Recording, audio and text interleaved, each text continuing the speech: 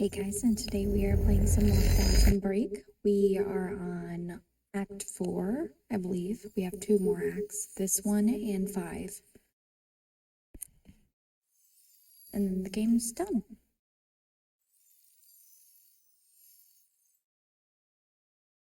I think, honestly, it takes some getting used to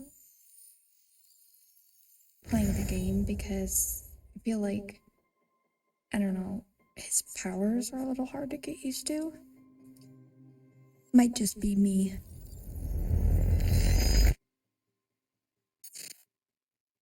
The Secret History of Time Travel. I'm trying to get as many collectibles as I can, but I don't think I've gotten them all. It's kind of hard to do on your first playthrough.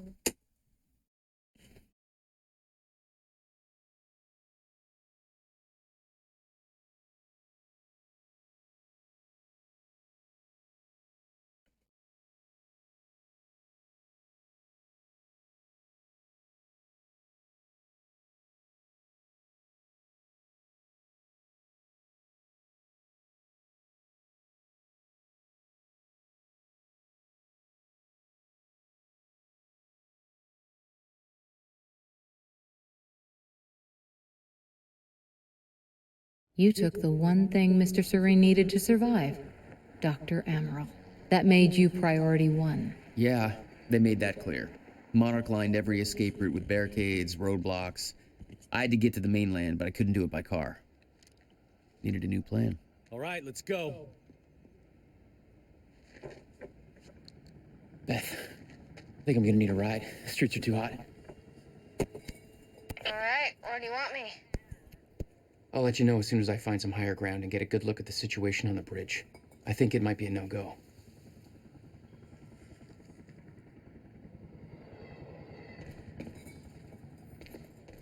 Okay, what do we have? Okay. Gotta get to higher ground.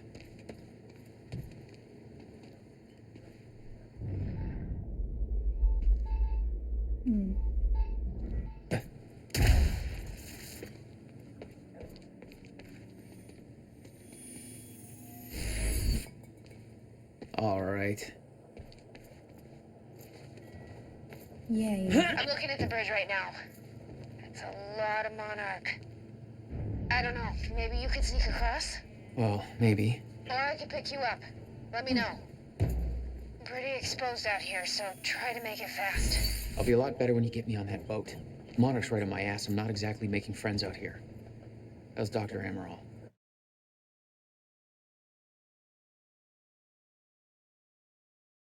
Let's do that. Still kicking and screaming. How long do you need to get here? That depends. Let me check. Paul. What the actual fuck?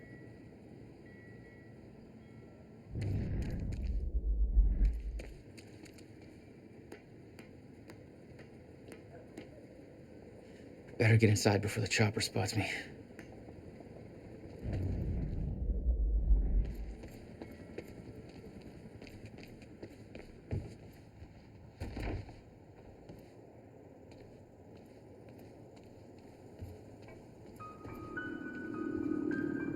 Still there? Yeah, just looking for a viewpoint. So, we don't know where he is. We can't find him. So we need to look into a replacement.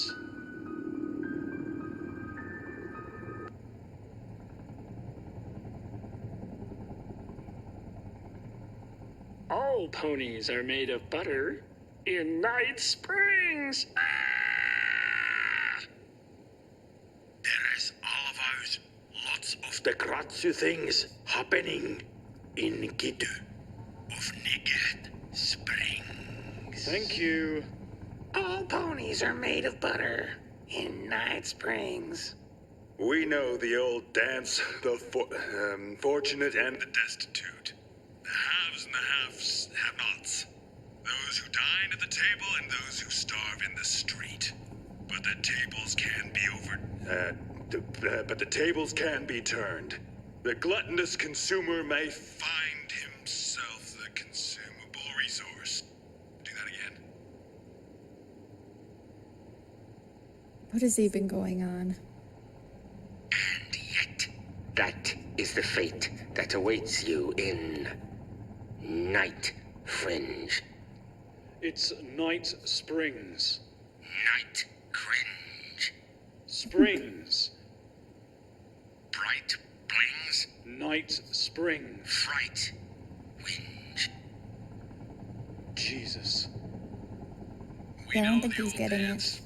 The fortunate and the destitute, the haves and the have-nots, those who dine at the table and those who starve in the street, but the tables can be turned. The gluttonous consumer may find himself the consumable resource in Night Springs. Was he supposed to have no emotion? Right things. Great things. I think that was it. That was interesting.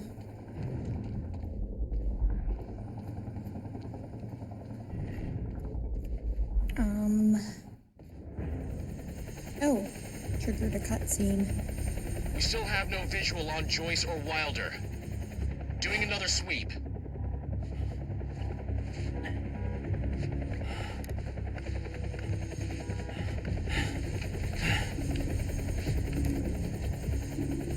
I can't stay here long, Jack. You're gonna need to be quick. Yeah, about that. It's bad news? Reoccurring theme of the night. I'm looking at the bridge right now. If I go anywhere near that thing, there's gonna be innocent people caught in the crossfire. All right. Any bright Thanks for your ideas? patience, folks. We'll have you on your way again soon. Let me see.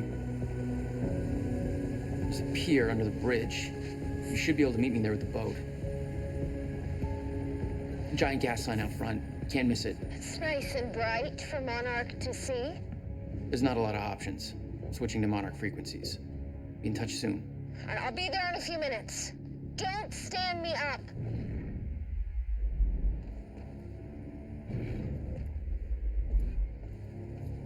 Okay, how are we getting down there? Where's the fire pole? For those of you just tuning in, the manhunt continues as authorities search for Jack Joyce, the suspect in last night's university terror attack. Joyce may also have been involved in a firefight at the Monarch Mansion on Gull Island approximately 30 minutes ago. On the line, we have Ken Bukowski, a bridge operator for the Port Donnelly Bridge. Ken, what can you tell us about the situation out there? Hey, I just want to give a shout out to my little guy. Hey, Ben, hope you're listening. Isn't it past his bedtime? He'll be up reading those Hunger Games books if I know him. But, yeah, I'm just out here in the control booth overlooking the bridge. Monarch's got a roadblock set up, checking all the cars as they go through. It's all very well organized. I got a nice young fellow from Monarch up here, Darren, doing some kind of lookout from above. He's not a coffee drinker, so there must be something wrong with him. No, but we're in good hands. Even though it's not cops at the roadblock. Yes, Ken, Monarch is working to assist the police in the hunt for Jack Joyce. I know some people have asked, does Monarch have the authority to do this? Well, my question is, if not Monarch, then who? I think we need to recognize that we are currently in a state of crisis. Why isn't Joyce behind bars? If the police are overwhelmed, then I say we take all the help we can get. Monarch is the only thing keeping Yeah, this is city lasting safe. too Am I right, long. Ken? Blah, blah, blah. They're looking for me. Sir, we're helping the police looking for a terrorist. Oh, great. Have you seen anything Lovely. Is that the guy who blew up the library? They're looking for me. James Joyce? We knew this, but Jack Joyce, yeah. wasn't sure when they were gonna come out. Well, I mean, there's a sports car. No parked in the other? street back Okay. there. It's kind of wrecked. A little unusual. Please, show me where. Right now. Damn it. Better hurry.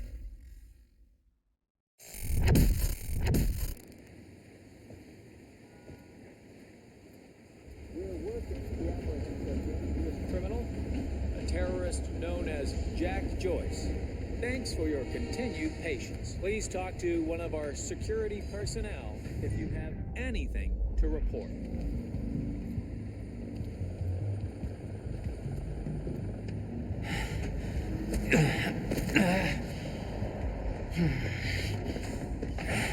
Somebody's sneaking around down there. Hey! I think that's Jack Joyce! Big mouth. Oh gosh, I don't have a lot of ammo here.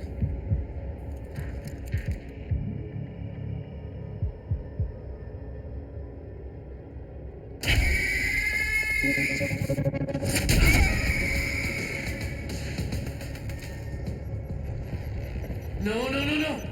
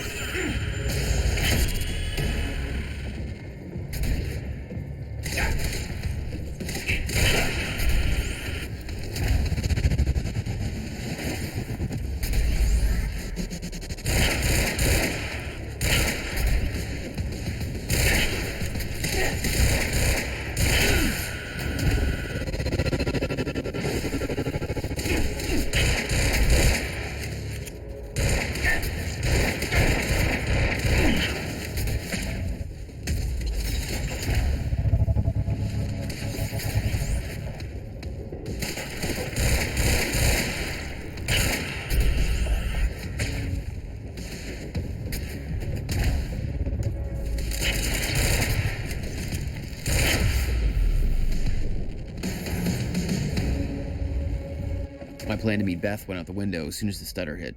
Her boat couldn't get to you. No, but it gave me an opportunity to climb up on the bridge and cross it. Slip right past Monarch, more or less undetected.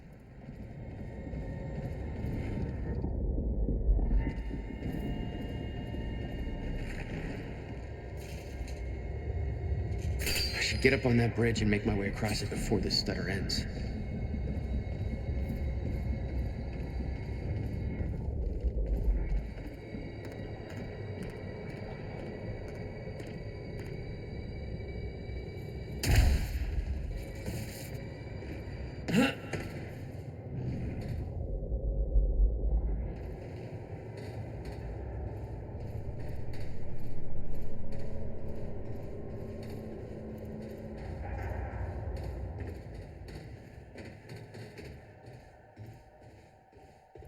The scene on the bridge was unreal. They weren't cops. They had no authority to do this. But the Monarch PR machine had done its job. Here they were, the heroes protecting everybody. And you were the terrorist. Yeah. Have you seen these two? Charlie Wincott, Fiona Miller, sought in connection with recent terror events. Do not approach. Please contact Monarch Solutions with any information as to their whereabouts.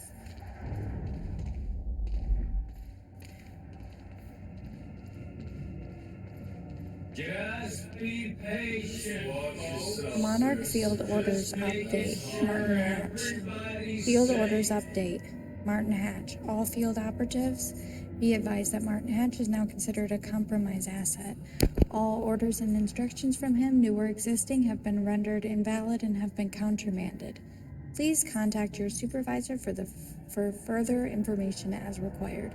Hatch is responsible for the direction of vital medical supplies, involved in the deaths of numerous Monarch personnel, and may be collaborating with Jack Joyce. The investigation is ongoing, but Martin Hatch is to be detained with maximum force if encountered. If he cannot be captured, he should be considered a priority target who should, under no circumstances, be allowed to escape. Take no chances. He is considered to be extremely dangerous. 5 out of 5 narrative objects found. Okay, time to move on. Don't know why I said it like that, but yeah, let's get some more ammo. Excuse me, I want some more ammo.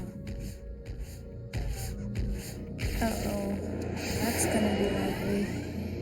Oh, he's very friendly.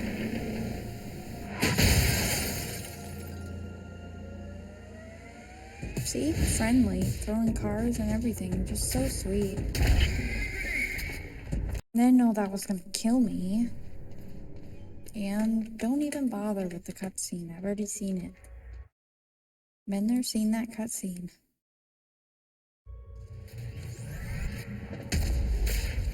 Time to move.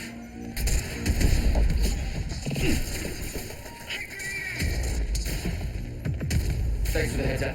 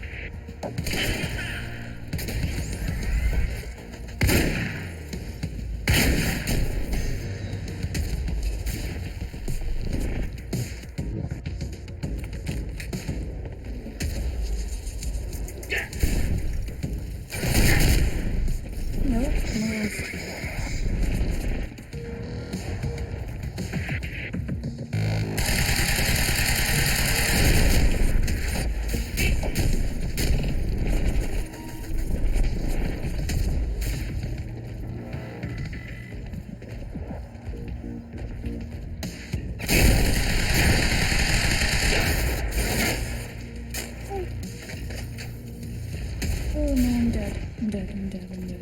Okay, no.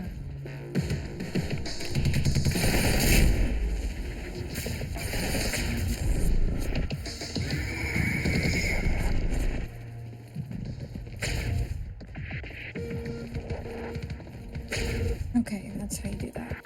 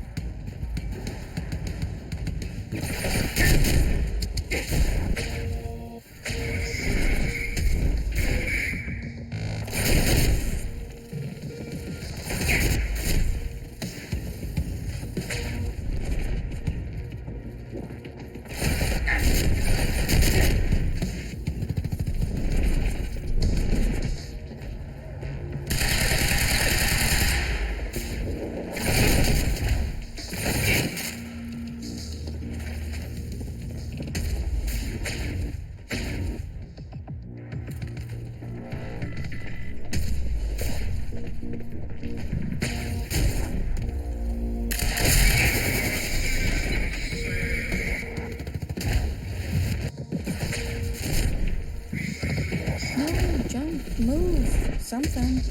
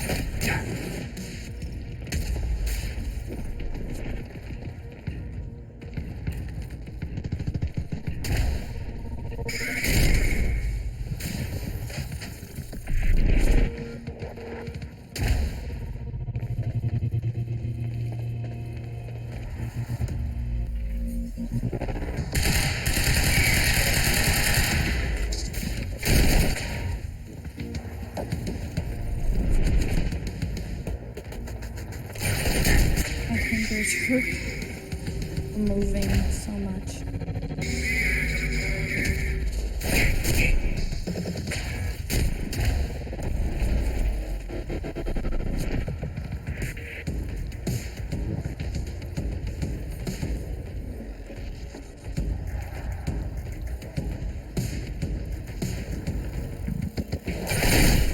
Oh, I thought he would trip around.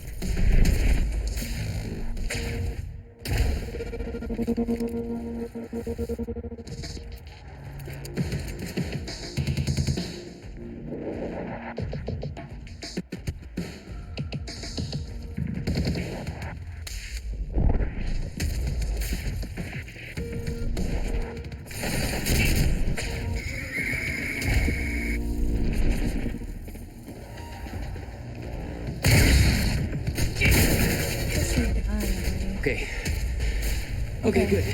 It's cool. Just gotta make it across the big bridge and it'll be clear. Easy does it.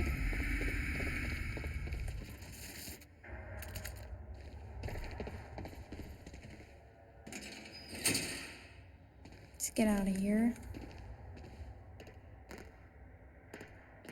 It only took us forever to do that.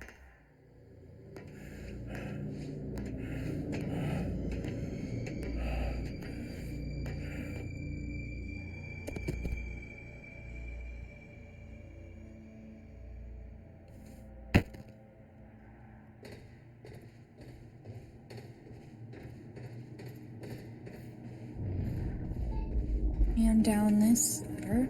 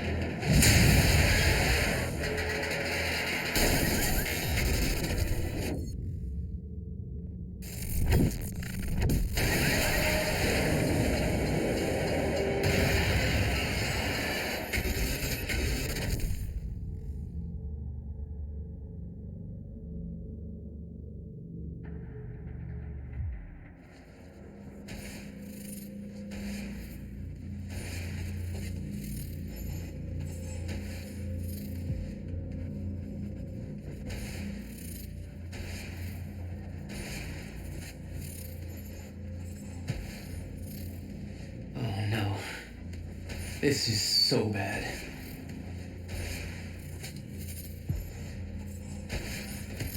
I knew I'd be dead if the stutter collapsed while I was in the frozen crash. I had to reach solid ground, and the deck of the cargo ship was my best bet. Just had to find a way down. And die.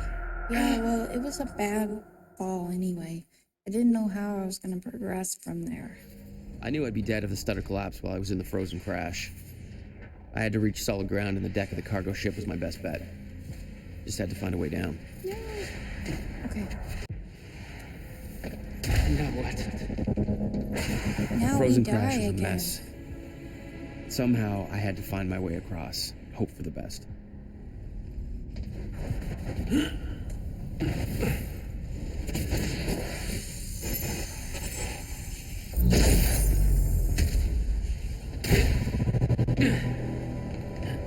Thanks.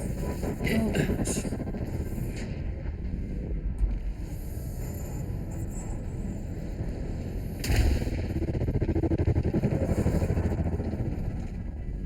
I kept heading downwards, towards the cargo ship.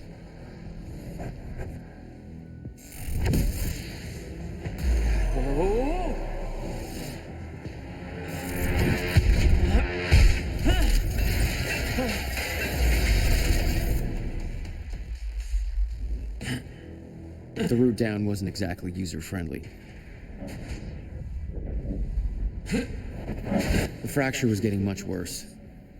Timelines getting scrambled, caught in violent loops, off sync, crashing into each other. This was what the end of time would look like. Everything was broken, in chaos, frozen, and no one would know.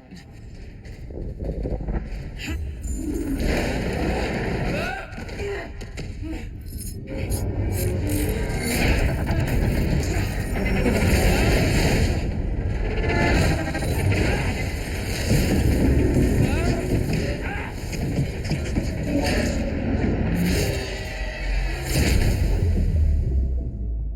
fracture was escalating. Objects were moving out of time, out of order, entire timelines overlapping. And it was going to get worse, unless we could stop it. You don't understand the power you're wielding. You need to hand this technology over to Monarch.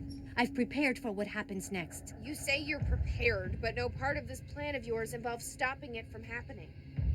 Even if I fix William's machine, what could you possibly hope to achieve? The end of time is coming. There's no way to— Hey! This isn't a debate. I just watched a ship fast forward through a fucking bridge. Time is running out, and the fracture's getting worse by the minute. And it cannot be stopped. Paul has been to the end of time. He's witnessed it firsthand. Can't you see?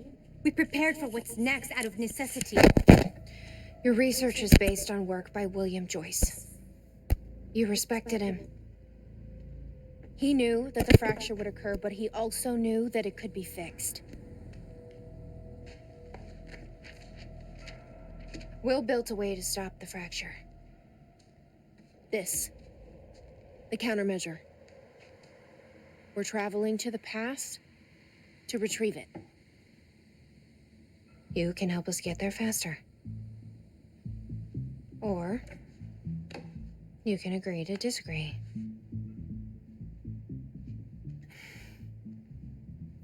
I'll have to run diagnostics on the machine. I can't promise anything before that. Amy, take Emerald to the machine. Keep an eye on her. Sure thing. Okay, Doctor, let's go. And I can see right through you. Don't try anything stupid. You will regret it.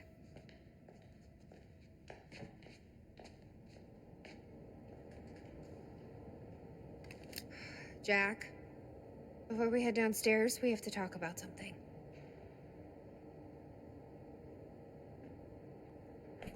Hopefully I didn't miss anything too vital. Best 2010 plan. Best charts and plans for the plan to travel to 2010 and steal the countermeasure. Okay, what's up? It's about the plan. If Amaral gets the machine working... We go back to yesterday and undo all of this. Listen. In the video Will left for me, he said the countermeasure was stolen from his workshop on July 4th, 2010. He also said I took it.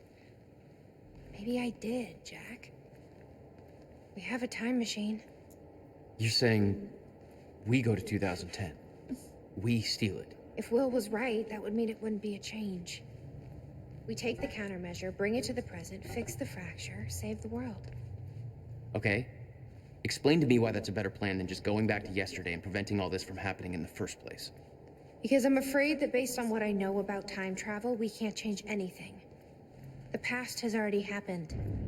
We can't change it. But my way, we don't have to. Yeah, I don't know. I mean, my plan still feels simpler. Let's just get the machine working.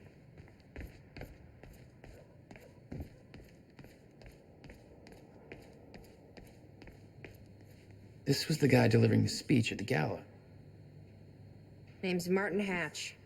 According to Monarch Radio, he's been deemed a traitor. Sabotaged a Monarch lab. Potential ally? Not even close. Martin Hatch dossier. Martin Hatch, what we know. Facts gathered by Fiona Miller so far. Joined Monarch 2001. Became Serene's chief advisor around 2007. No records before 2001. Who was he? Where did he come from? Working against Monarch? Possible links to the following. Death of Dr. Kim. Unconfirmed. Alone with Dr. Kim at time of death. Death occurred just as Kim was on a verge of solution to Serene's time sickness. University time machine sabotage. Unconfirmed. Miscalculations on purpose. Hatch seen in lab. Assistance in Sophia's kidnapping. Confirmed. Distracted Monarch while kidnapping occurred. Knew we were coming. Did not alert Serene. Destruction of Serene's remaining sickness treatments. Unconfirmed. Was present outside Dr. Kim's lab when lab was destroyed. Accused Sophia of being responsible for this. Helped Charlie Wincott escape. Confirmed. Currently helping Charlie reach Monarch Tower. Undetected. Disobeyed direct orders from Paul Serene. Wants access to CFR.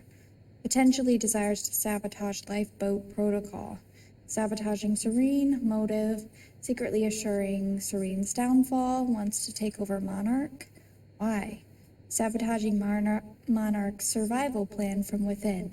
No possible reason for this. Doesn't believe countermeasure could stop Fracture. Not a potential ally. Works for Monarch, therefore believes end of time is inevitable. Then why attempt to sabotage lifeboat protocol? Dr. Amaral seems convinced that Paul's been to the end of time. Do you think that's true? Can't be. Otherwise, trying to prevent it would be pointless. Why? Because it's already happened. Hello, Riverport. Well, it's been a rough night for us.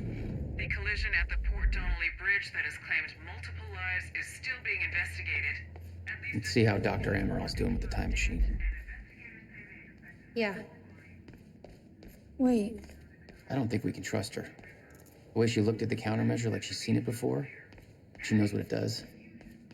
You think Will told her about it? No. Will was never the kind to open up. I can relate.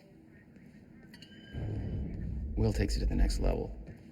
When we were kids, the only way that Will could express anything important to me was by informing my stuffed giraffe when I was in the room.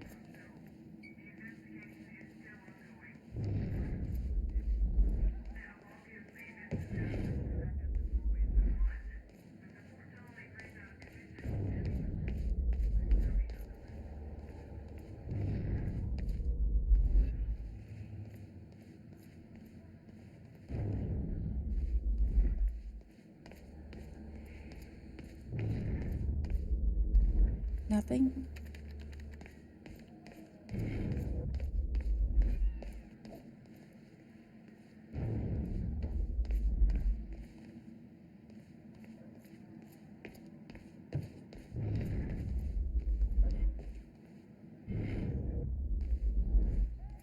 All right, whatever.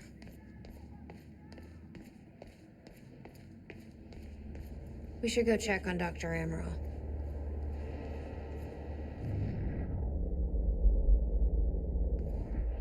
Did she find anything? I'm not sure. I'll go check.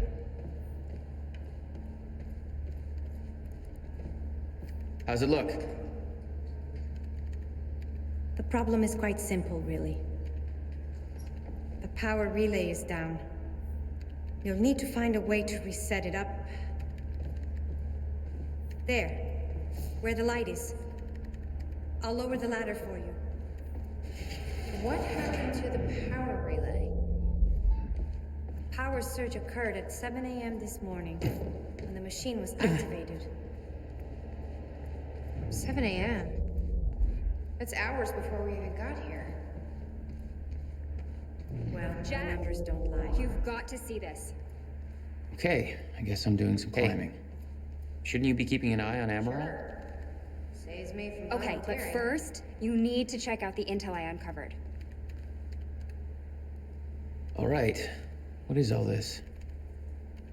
I uploaded all the files I stole on that USB stick from the Monarch security station.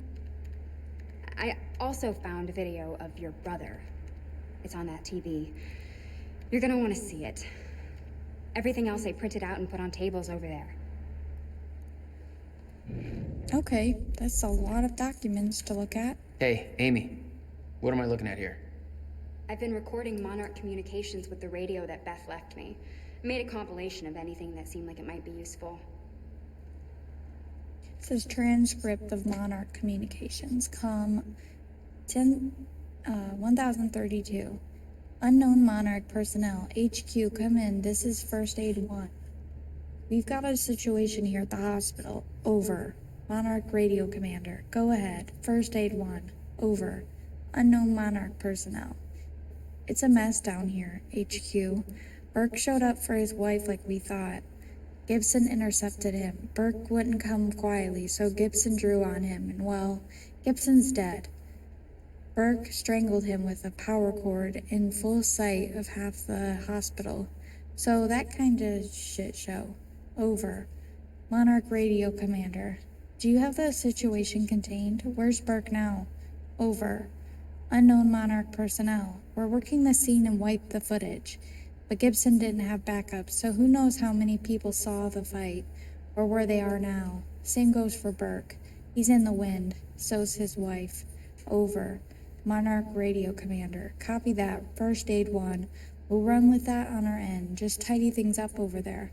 Over and out. Lifeboat document. Memo. Controlling the Riverport situation from Clarice Ogawa to field team leads. I know the situation is fluid and things are progressing fast, but I want to reiterate our strategy for maintaining control over the city of Riverport. As you all know, we can't actually directly control the city. We don't have the manpower, and we don't have the actual authority. It's therefore vital that we maintain a good relationship with the media and the local authorities, and have them do much of the heavy lifting for us. Ideally, everything we do should be either undertaken by the authorities under our discreet direction, or in cases where we take action ourselves, backed by the powers that be, creating the illusion that Monarch Solutions is working in cooperation with legal authorities. Make no mistake, although we've been successful thus far, the situation is not stable and it can change quickly. If key parties in the city lose confidence in us and our ability to handle the crisis, our control will erode very quickly. Therefore, we must nurture this relationship even as we conduct our own operations, some of which involve considerable troop mobilization and combat action.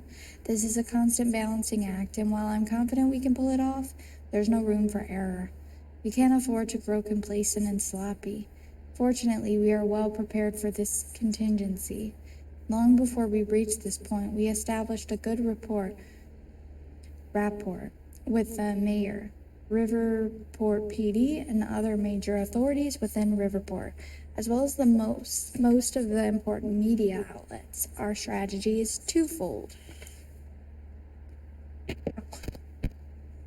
to untuck my legs. Maintain control. It's imperative that we ensure that the city's various power structures remain under our control. This means maintaining a close relationship with numerous individuals and organizations, as well as manipulating the information at their disposal. While Charlie Wincott is unfortunately no longer working on this project due to unforeseen complications, he has set up powerful tools and procedures for scrubbing the internet and identifying and locating problematic situations and individuals. We're stationing people in the key locations and maintaining control, often under the guise of advisors and consultants to people in power. They are ready to step in as required. Anybody working in these roles needs to be proactive and project a constant aura of helpful authority and dependability. Diplomacy is the order of the day, people. That's vital for maintaining certain fictions, such as Jack Joyce's culpability in the events of the university, etc. 2. Minimize conflict. That is to say, make sure that individuals, whether they're politicians, city officials, police officers, reporters, ordinary citizens, etc., suffer a minimal impact from our activities. If we have to use force, the situation needs to take place out of sight and remain entirely contained. Whether containment means misdirection, coercion, intimidation, bribery, or some other means, depends on the circumstances, but it's vital that nobody is left in a position to complain. To be explicitly clear, this doesn't mean we can eliminate witnesses and cover it up. When people don't come home, others start to ask questions, so that has to be a last resort. I expect all supervisors to monitor their teams closely to ensure things stay on an even keel. I know most of our operatives haven't been trained in soft touch, and I'll be blunt. The last thing we need is somebody thinking this is Afghanistan and smacking a civilian around. We're one YouTube video away from this whole thing blowing up in our faces, so we have to maintain our operational profile throughout. For all of these activities, we have a considerable budget. Monarch Solutions is very well off. We've been building resources for a long time, and this is considered a priority, so we can buy a lot of silence and cooperation from authorities and citizens alike. But that only works as long as those things are for sale. And the moment we're seen as a threat, the opportunity will disappear. If you see a problem, be proactive and call it in. Don't let anything run out of control or think it'll work itself out. We have to be sure. The situation can unravel faster than we think. We have to coordinate our activities properly. Any questions or concerns, please contact me sooner rather than later. And there's still more. Anybody here we can trust? Fiona. She's my only remaining contact on the inside. What about this Burke guy? He was under arrest in the same transport as me. Jury's still out on Burke.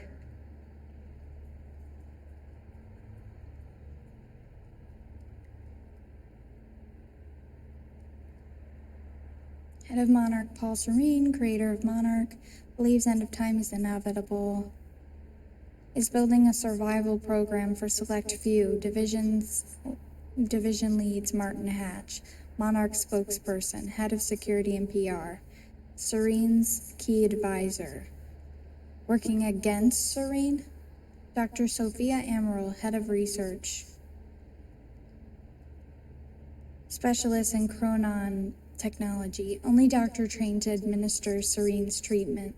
Intimate relations with Serene, Dr. Henry Kim, previous head of research, deceased.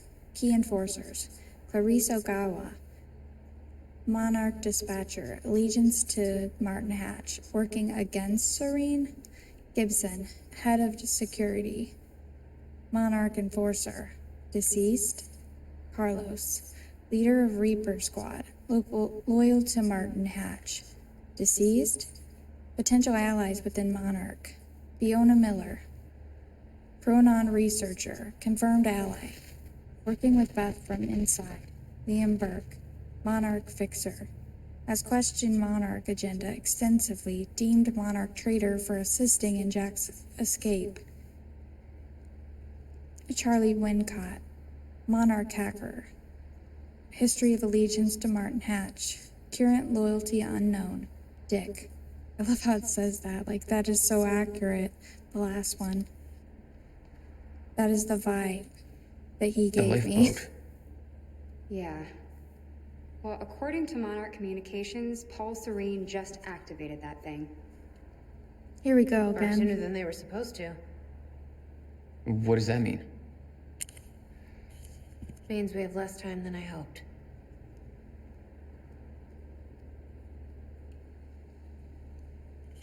I had to take a drink before reading this. On the unique nature of the lifeboat. August 18th, 2016, by Dr. Sophia Amaral.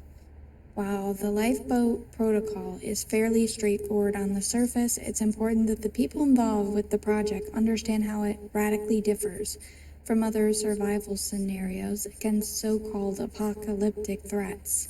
Stutterproofing, a traditional bunker built to protect the occupants from an environmental hazard, e.g. a chemical attack or nuclear fallout, is typically sealed airtight and the occupants have their own electricity, air supply, provisions, etc. The bunker's interior is isolated from the outside environment. But the lifeboat's design is different. It's not actually sealed, because it doesn't have to be. It does have strong walls and protected access points, but the outside environment is not the problem.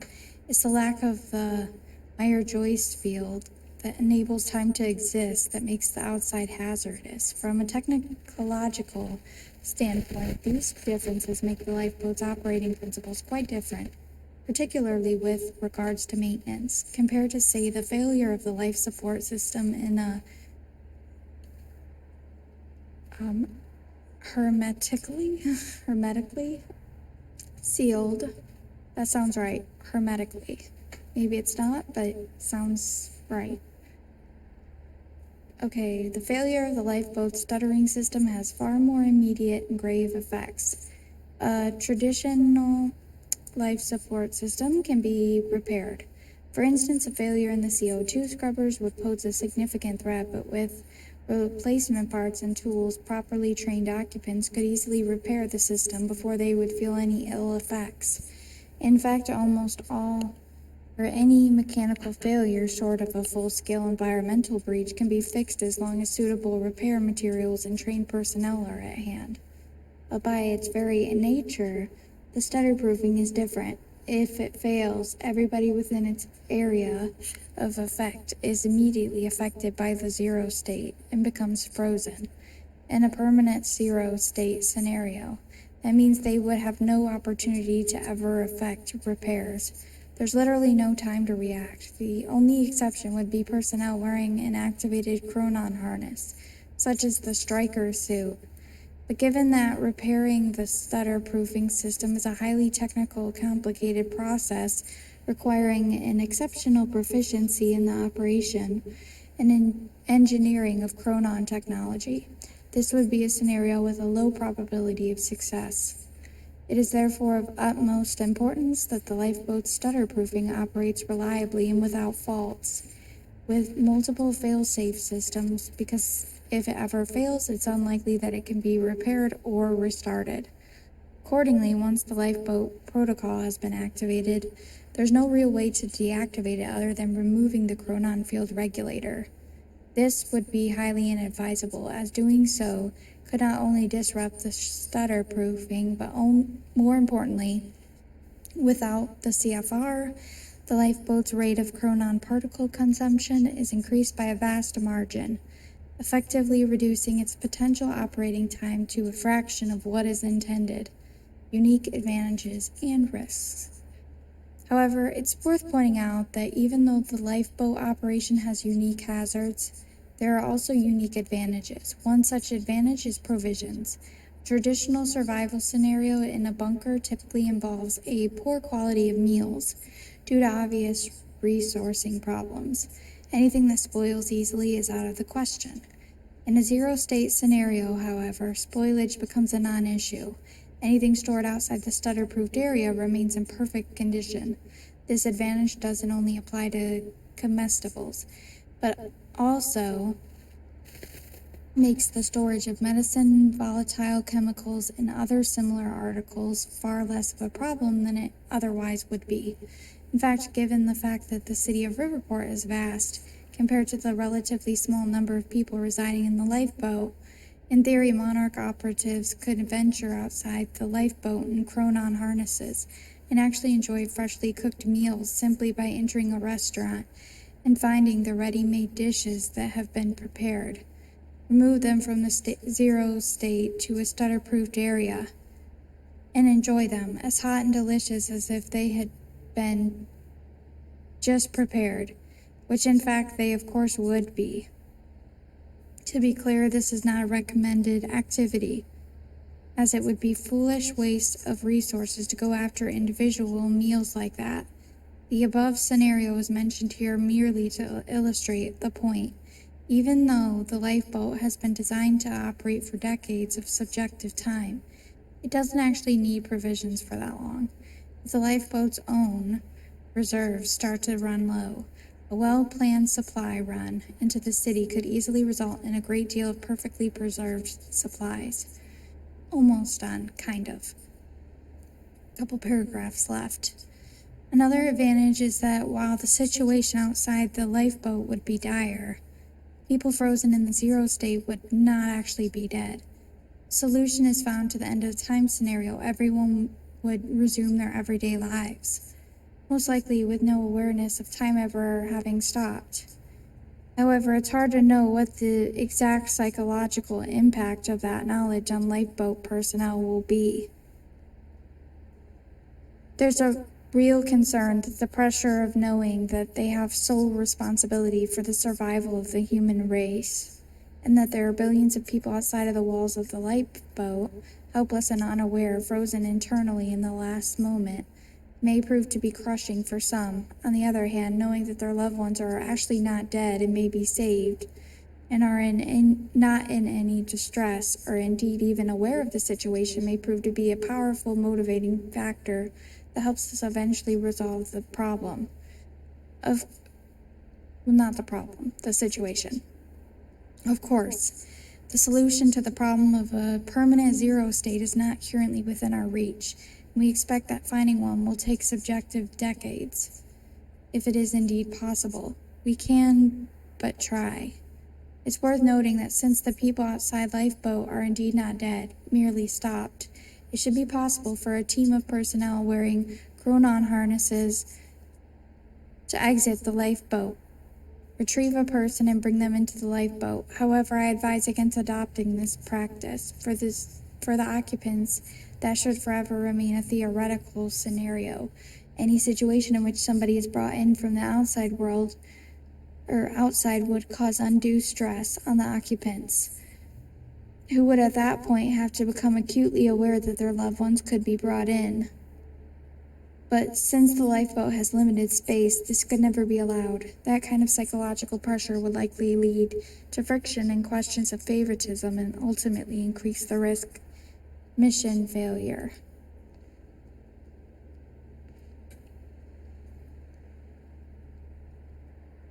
The reading never ends. Monarch Solutions Mission Statement, 1999. Limited distribution for approved employees only. I have seen the path ahead, and I know it will be hard. I have founded Monarch Solutions to bring together those who will walk it with me. The elite few whose skill, dedication, and passion will live on when everything else ends. To that end, 1, we will work under my guiding vision of the future, my knowledge of what is coming. We accept that we cannot change our fate, nor can we avoid it. It is a harsh truth, but it is the truth.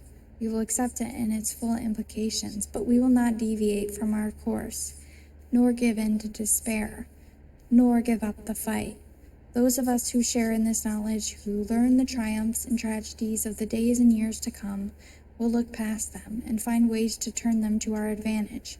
The gray, uncertain area beyond what is known will be where we build our empire, and we build it on the hope that we can persevere, that the end isn't our end, that we can still succeed. 2, we will expand Monarch's influence and power in all possible spheres, financial.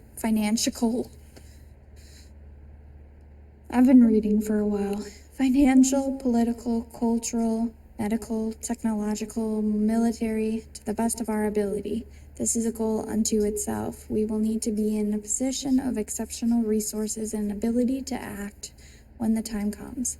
We will build, we will seek success and profit, not for the sake of wealth and fame, but for the sake of preparedness.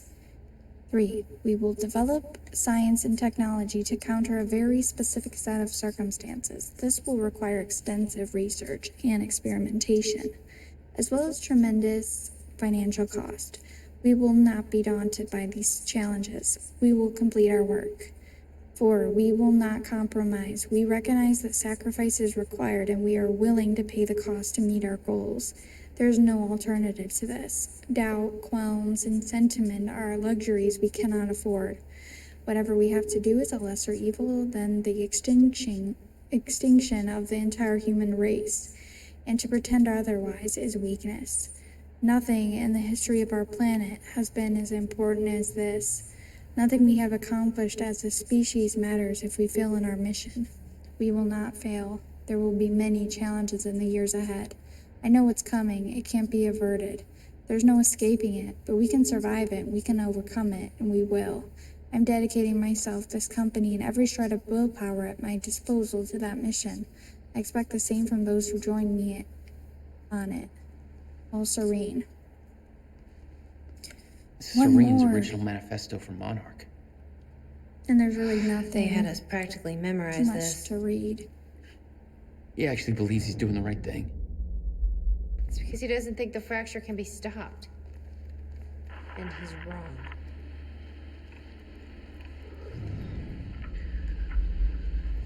Okay. The date is. It's It's February 28th, Jesus, Will. 1999. William Joyce. 1999. After months First experiment. arduous work, my machine is finally ready for human testing. Ready is defined by me, since ready is obviously a relative term when you're dealing with the deformation of the chronon field and recreating of black holes' mass density by tangent. Okay, in short summary, I built a time machine, and it works. I'm gonna prove it. But what's on the computer? Monarch files I uploaded, Final and I kept the preparations. juiciest stuff on screen for When I you. enter the machine, I will travel More clockwise dream journal around the stuff. corridor. Okay. Core is active. Chronon levels are stable. Is the city still hunting for me? Clockwise around the corridor. In full force. Back into the same There's an location. entire webpage dedicated to potential Jack Joyce sightings. So I've been filling it in with false leads for fun. Do you want to pitch in? Now, when I exit the machine, Post that I was there should spotted be in the a back of significant catering difference in tent somewhere. time between my watch You can do and the better than clock in that. this room. But okay. Corridor is locked in place. Okay, setting the date to 5 minutes to the future for the first test. Now, admittedly, traveling to the past would be much more impressive, but I can't travel backwards in time, only as far as the first activation of the machine's core, which is, well, now. Okay, machine's ready. Monitor is stable. What I'm about to do is gonna change the very fabric of I know I didn't read that, but I got a little tired of reading.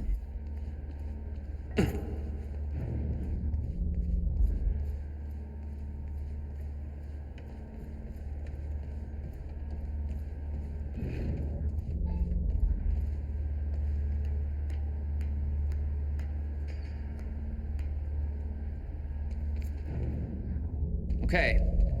The console here's got 2 red lights, 1 green one.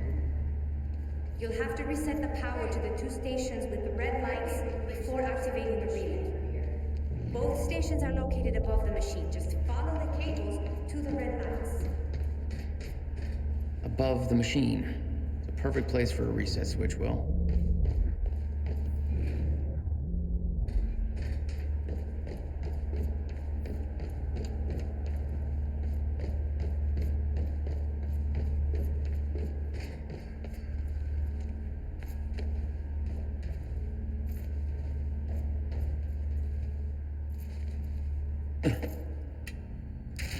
Okay, the first red light is now green.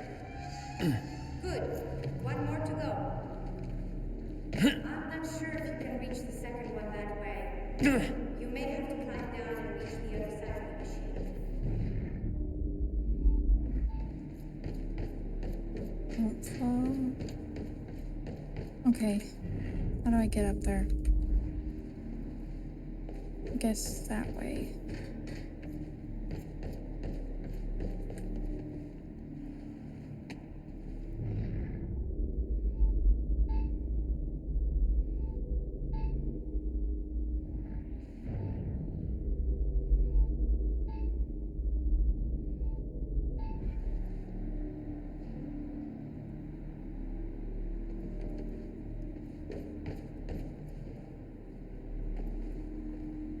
No. Didn't mean to do that.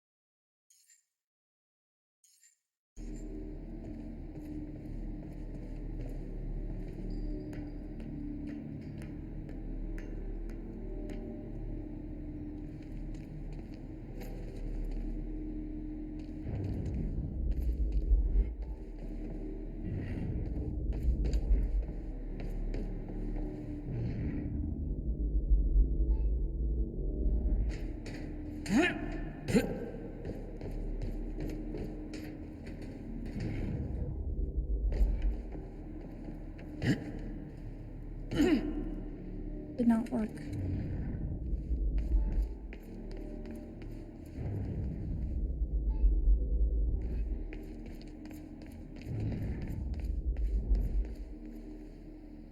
Was that Paul? That's how he arrived in the past. Well, how's that possible? It wasn't even the same time machine he entered at the university. That's one question I still don't have an answer for.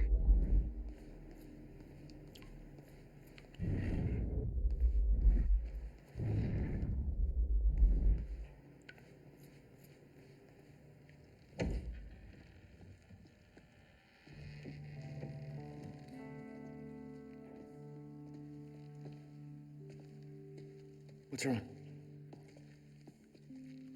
Toto. That's my signature. You made this? I've never even been here before. That woman in the picture is you, isn't it? So, Jack, there's something you should know. 1999.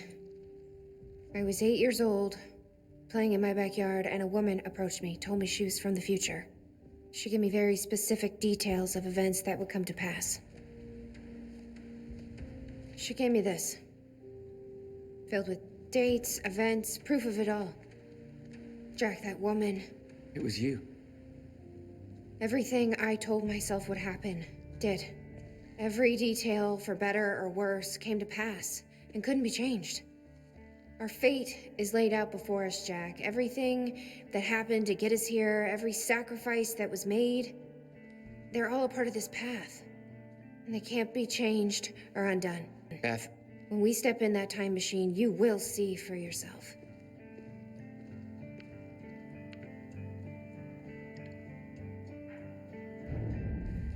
All right.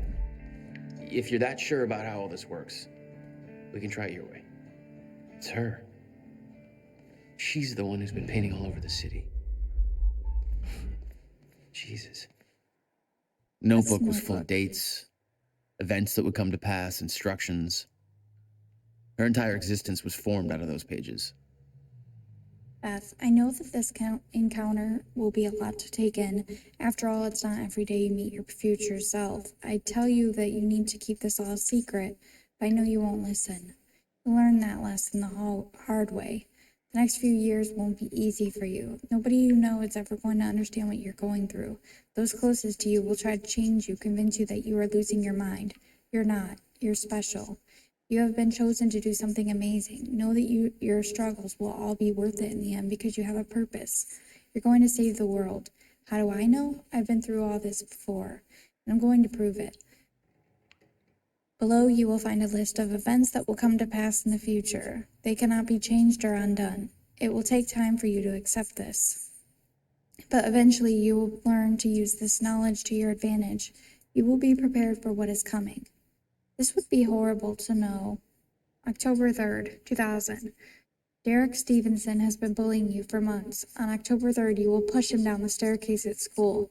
You'll do everything in your power to resist this, partly to avoid the consequences, partly to prove this book wrong. But the terrible things he will say in that moment will be too much for you to handle. He'll pretend to cry, claim that you gave him a concussion, and you'll take all the blame.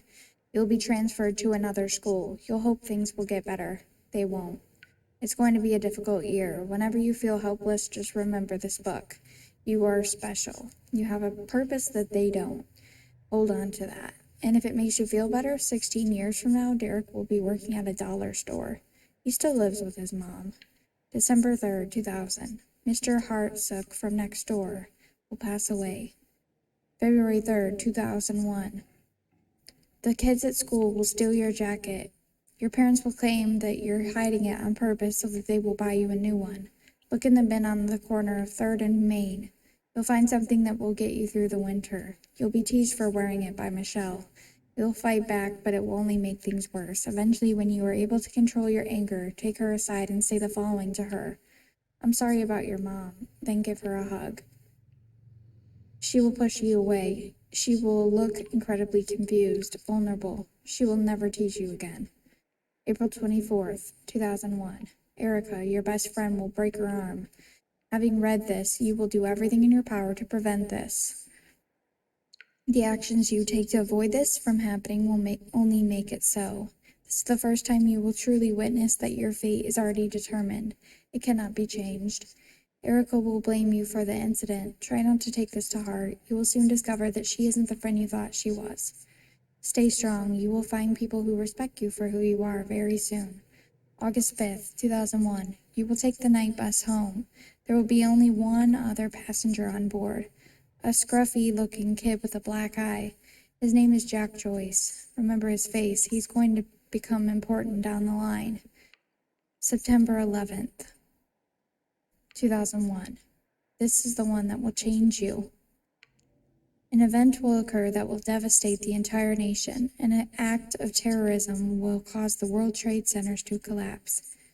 Thousands will die. I won't go into further detail because the more you know, the more painful it will become when you are unable to prevent it. And you will try to prevent it. You will fail. You will curse this book for not telling you more.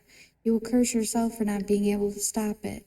It will take a long time to get over this, but eventually you will use this pain to fuel your path forward. You've now felt what it is to be completely unprepared for what is coming. It won't happen again. Next time you will be ready. This is the event that will finally make you believe. Any doubt you have will disappear. You're ready to take on this mission. So what is coming? October 8th, 2016. An experiment gone wrong will cause time to break down.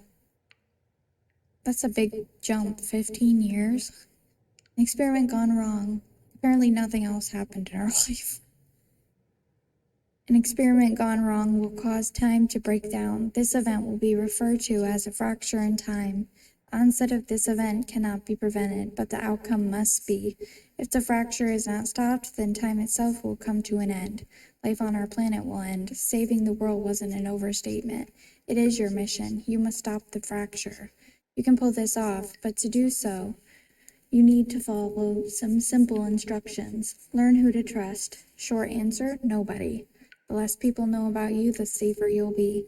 From this point forward, your mission takes priority over every other aspect of your life. Do not start a relationship of any kind that you aren't willing to leave behind at a moment's notice. There is one exception to this rule. We'll get to that.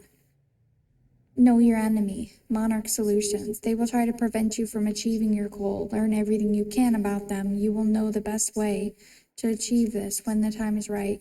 Monarch is run by a man named Paul Serene. You must never be seen by Paul Serene. If he discovers you, then you will risk failing your mission. Learn everything you can about him. Remain hidden, but keep in mind that the best place to hide is often in plain sight. Blend in. Change your appearance frequently. Hair color, clothing style, everything. Be cautious about drawing attention to yourself. Learn to blend in. Examine those around you. The way they move, speak, laugh, copy them. Become your surroundings. Train daily. There are a series of skills you will need to master to truly be prepared. Hand-to-hand combat. Filipino, Kali, and I don't know how to say that. Weapons training, knives, pistols, shotguns, rifles, wilderness survival, compartmentalization, lip reading, face reading. The list is one that you will build as you go. In time, you will learn or understand what is necessary and what isn't. Don't rush yourself. Start with gymnastics. Study your target. Jack Joyce. He is the one person who can help you in your mission. He's the exception to Rule 1. You can trust him. Learn what you can do about Jack. Study him from afar, but do not approach him directly. You aren't the only one watching him. On October 9th, 2016, you will rescue Jack Joyce. From there, the next steps will reveal themselves. Be patient with him. He's stubborn, reckless, naive, but you can't do this without him. And he has his moments. He's much smarter than he seems at first. Don't mistake grief for stupidity. Study your objective. The countermeasure. This is a device that was built to stop the fracture in time. This is your objective. Find the countermeasure and use it to stop the fracture. Achieve this and the world will be saved. The device was built by Jack's brother, Dr. William Joyce. Any attempt to contact William or find the countermeasure before the onset of the fracture will be in vain. Wait. Jack will show you the way. Retrieving the countermeasure will not be a simple task. It will involve great hardship and sacrifice. When the time comes, you will be ready for this. When you first read this, it won't make much sense to you. Over time, you will believe every word, but you will feel underprepared. You will wish that I had told you everything. I promise you that what is written here is everything you will need in order to get you where you need to be. I know this, because I'm already there. Chin up, Toto. You're going to achieve amazing things. Wonder why she called herself that.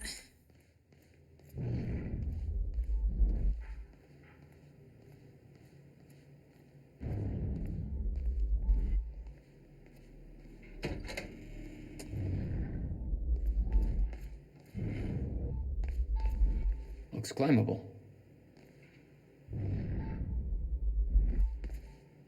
I'll be right back to this. Oh, this is just where we were.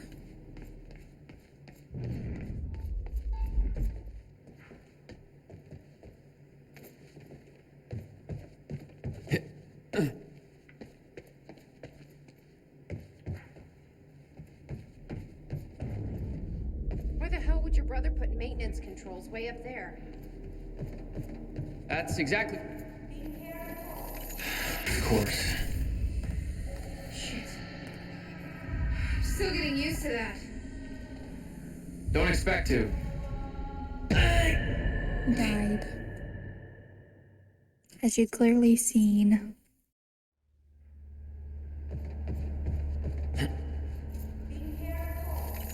Of course.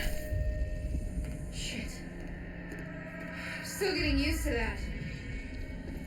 Don't expect to.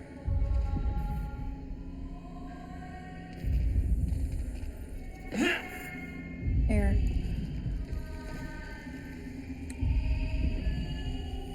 Having trouble getting to that red light up there? What have we got Easier here? said than done. All right, all lights are green. 2. That costs 4, that costs 6, that costs 4. Alright, well, can't do anything.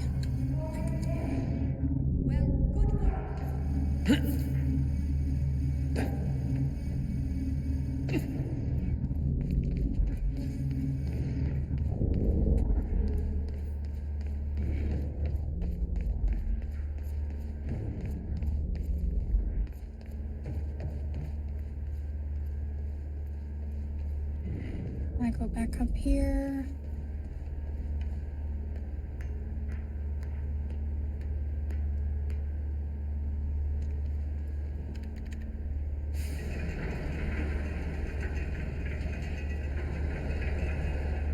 Chronon levels are stable. Diagnostics are positive. This may actually work. It's ready. It's actually functional. That fixed it. Come on down. I don't trust her. Okay, we're doing this. I'll set the date into the console. July 4th, 2010. Are you ready? No. Are you?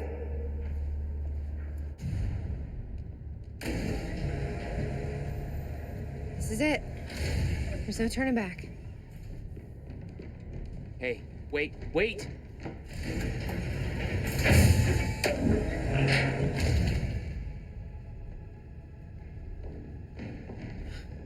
What did you do?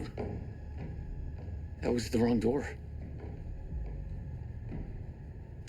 You changed the date. Where is she? Where is she? I had no choice. I couldn't let you take the countermeasure. It would put our entire planet at risk. I already called poor Monarch from the baby. terminal. They're on their way. It's over. What did you do? Such a jerk. We need the countermeasure to run the lifeboat. Poor babies. God, she's so annoying. Yeah, okay.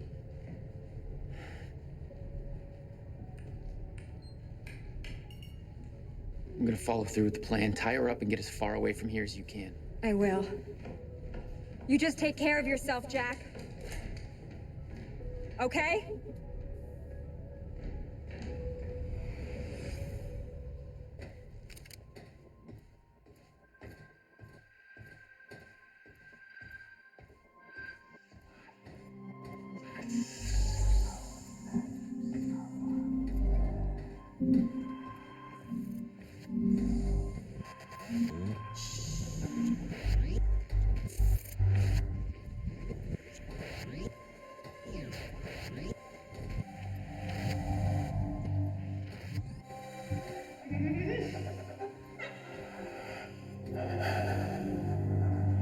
How long is this?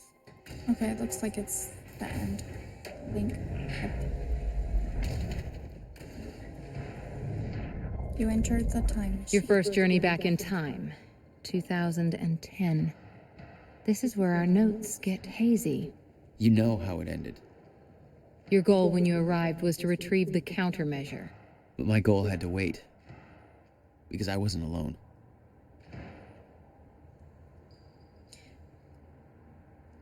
Okay, so to Beth Wilder from William Joyce. It's finished. It's finally finished. Tests are all positive. I have officially constructed a working countermeasure for a fracture in time. I can't prove it, obviously, since there's no fracture to deploy it against, but I believe it'll work. It has passed every test I can conceive. There's no reason I can see that it wouldn't. Given your knowledge of the future, I'm guessing you already knew this would be the date I completed my work. This day has been a long time coming. I was beginning to doubt it was possible. I haven't heard from you in almost two years now. Please tell me you're still out there. To William Joyce, I'm now going to ask you to do something that will sound counterintuitive.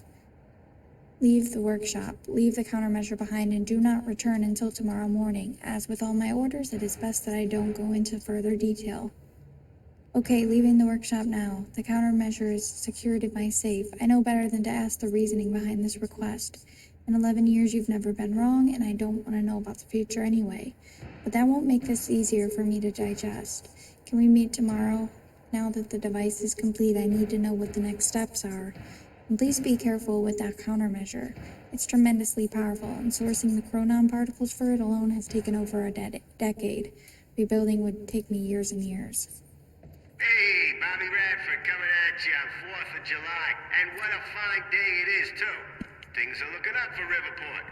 Don't believe me? Just look at that shiny new Monarch building going up. That's a big deal for this town. Sure, I know there's been complaints, talking about how Monarch's tearing down this or that, taking over the mom and pop spots, making Riverport more corporate. Some of that's happening. It ain't all good. A huge corporation like that, you know, they're all about power and profit. But I say, hold on there. Put it in perspective. This town's been miserable for a long time. A long time. When our shipbuilding industry took that final nosedive, we hit one hell of a slump. A lot of people I know have been unemployed for years now, and that's hard. But Monarch's here. And they're starting to change that big time. So they ain't perfect. So what? It beats the alternative. I want to be optimistic about this. It ain't wrong to have a little hope for the future. I want to believe that this is capitalism working as intended, you know? The American way, you could say.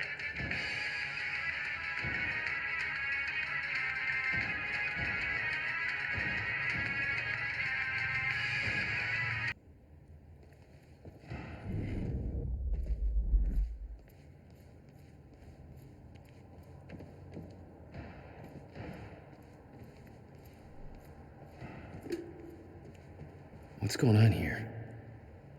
Since when did Will run a graffiti workshop? None of this crap was here in 2016.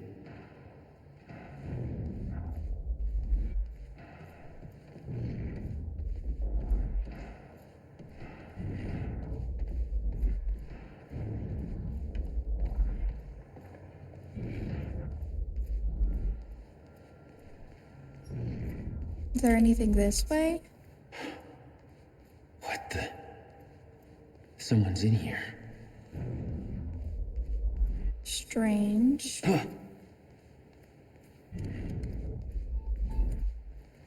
Wait. I don't know where to go. Who the hell is Should I that? look here or should I look Fuck are there? they shooting at? Because there's like a door right here. It's locked. Oh, it's locked. I That gotta was check out that pointless. gunfire before I go anywhere else. Yeah, I guess we have to do that. Whoa. Okay. Just some plants hanging out there. I think it got locked over. See who this guy is. It's not even a guy. It's a girl, I think. Is that,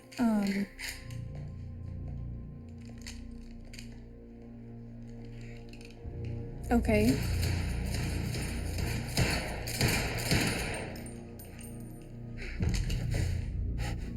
Beth? Oh. It's me. Hey. What happened to you?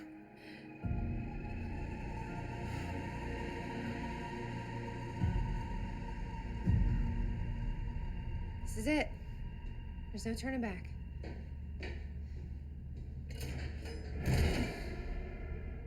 Jack?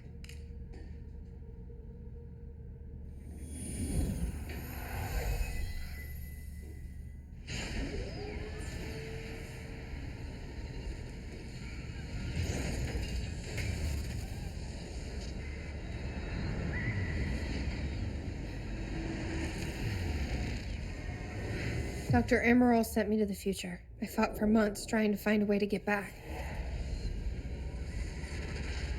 I wasn't the only one.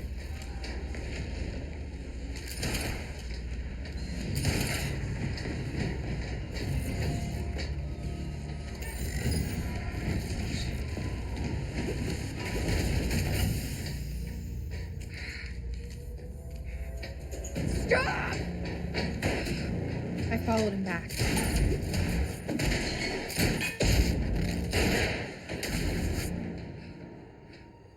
He set William's machine to 1999. The first possible exit point. Don't shoot! Don't shoot! It's okay. Hey, it's okay. It's okay. I'm on your side. Who are you? I'm Beth Wilder. There's some things you need to know. You're the reason he built the countermeasure. And you've been here ever since. 11 years. Why? Why didn't you come back? We should get ready. We don't have much time.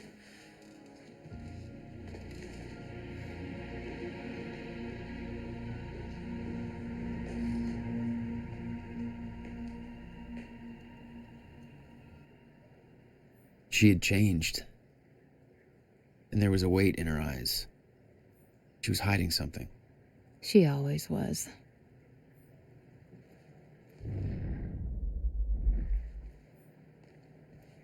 What exactly do you believe changed in Beth?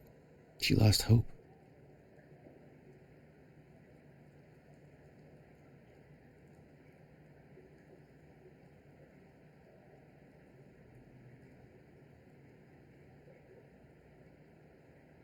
Okay, so February 28th, 1999. Back in time. Here I am, back in a time I've already lived once before. No idea how long I'll need to stay here. No idea what comes next. This isn't how it was supposed to go. This wasn't the plan. If I'm going to come to terms with that, then I'm going to need to write it all down. There's nobody to tell this to but myself. So hello, me, again. This all started back in 2016. Jack and I kidnapped Dr. Amaral. We were supposed to use the time machine to travel back to 2010 and retrieve the countermeasure. I believe Dr. Amaral switched the date at the last moment. I heard Jack calling out, but it was too late. I was already inside. There was nothing to do but keep moving forward, and when I exited the corridor, I arrived in the one place I never thought possible. The end of time. My greatest fear was realized. I'm still trying to grasp what that means. My entire life has been devoted to stopping the fracture. What I saw, was it proof that it couldn't be stopped? I can't believe that. There's a logic to all of this, a meaning. I just haven't found it yet. I'm not ready to write down the details of end of time. Not yet. The essential part of the story is that I found a way back. I spent a long time trying to fix William's machine, but somebody beat me to it. He set a course to the earliest time the machine could operate, the first time the core was activated. February 28th, 1998, I followed him through. That's when I found William, still alive, much younger than I had ever seen him. I warned him about the fracture. I told him that he was the only one who could create a solution. He begged me not to tell him anything else about the future. He said he couldn't stand living like that, being constantly aware of what will come to pass. His every action just part of the preordained dance. I wanted to tell him more, but I know how he felt. William agreed to do what must be done. He agreed to build the countermeasure. This whole time it was me who set him on that path. He says the machine doesn't have the sufficient chronon capacity to return me to the future. He says a jump that far would be nearly impossible without a substantial scientific breakthrough. Apparently that hasn't happened yet. That's his way of saying I'm trapped. In 1999. Second time around. So here I am. July 19th, 1999. Time machine move equals success. I worked with Will to get the time machine moved. I had to make sure Serene wouldn't be able to use it to his advantage. So we moved it to the one place I knew it would be safe. Bradbury swimming pool. Will spent a big chunk of his research grant buying the property. It's the one place I know for sure that Monarch won't find us. After all, they still weren't aware of it in 2016. That means this is my new home for the time being. Will refuses to build a countermeasure here. He says that it has to be done at his workshop. He chose that location to build the time machine for a reason. Something about abnormal chronon density, anomalies, whatever. Didn't seem to concern him that the very people we need to hide from now know about his workshop. Probably doesn't help that he won't let me tell him who those people actually are. Guy's almost as stubborn as his brother. Now that the move is complete and Will is on his way, all I can do is wait. Not liking the idea of that. Keeping busy was the only thing that distracted me from the eerie nature of being trapped here. Guess I should look at the bright side. Second chance at having a killer Y2K party? September 5th, 1999. Little me. The most surreal experience. Her eyes looked so full of life, looking to the clouds, invulnerable to the world around her. She looked full of life. She looked happy. It was me. I knew the day was coming. I knew that I had to go see her and set her on her mission so that she would do what needed to be done. So that someday she would become, well, me. She was in the backyard, bright red duffel coat, playing, simple pleasures. It's strange. I remember the small details so differently the first time around. When I was a child, that woman who came to see me seemed like an angel, a limitless source of wisdom gifting me with purpose. Now I was that woman, trembling, a lump in my stomach, nervous as hell. It didn't matter. I knew she was too young to see those things on my face. I gave her the notebook. I told a small child to give up those simple pleasures to pursue a life that would bring nothing but pain and hardship. I promised her that it would all be worth it, that she would make a difference, that she would save the world. She believed me. January 1st, 2000. Epic Y2K party. Ate bagels with cream cheese and watched Buffy reruns in a dreamed swimming pool. Party on. September 11th, 2001. 9/11. I tried to stop it a second time. I warned them. Told them exactly what was going to happen. Nothing changed. I came to terms with the fact that none of this could be changed as a child, but since then I've seen things that make me desperate to prove myself wrong. Desperate to believe that what I've seen cannot come to pass. I tried to stop the rise of Monarch. I tried to stop Paul Serene, both versions of him. Every action was negated by the force of a timeline that cannot be bent or broken. I've tried to stop tragedy as well. Jack's parents, Christmas of 1999.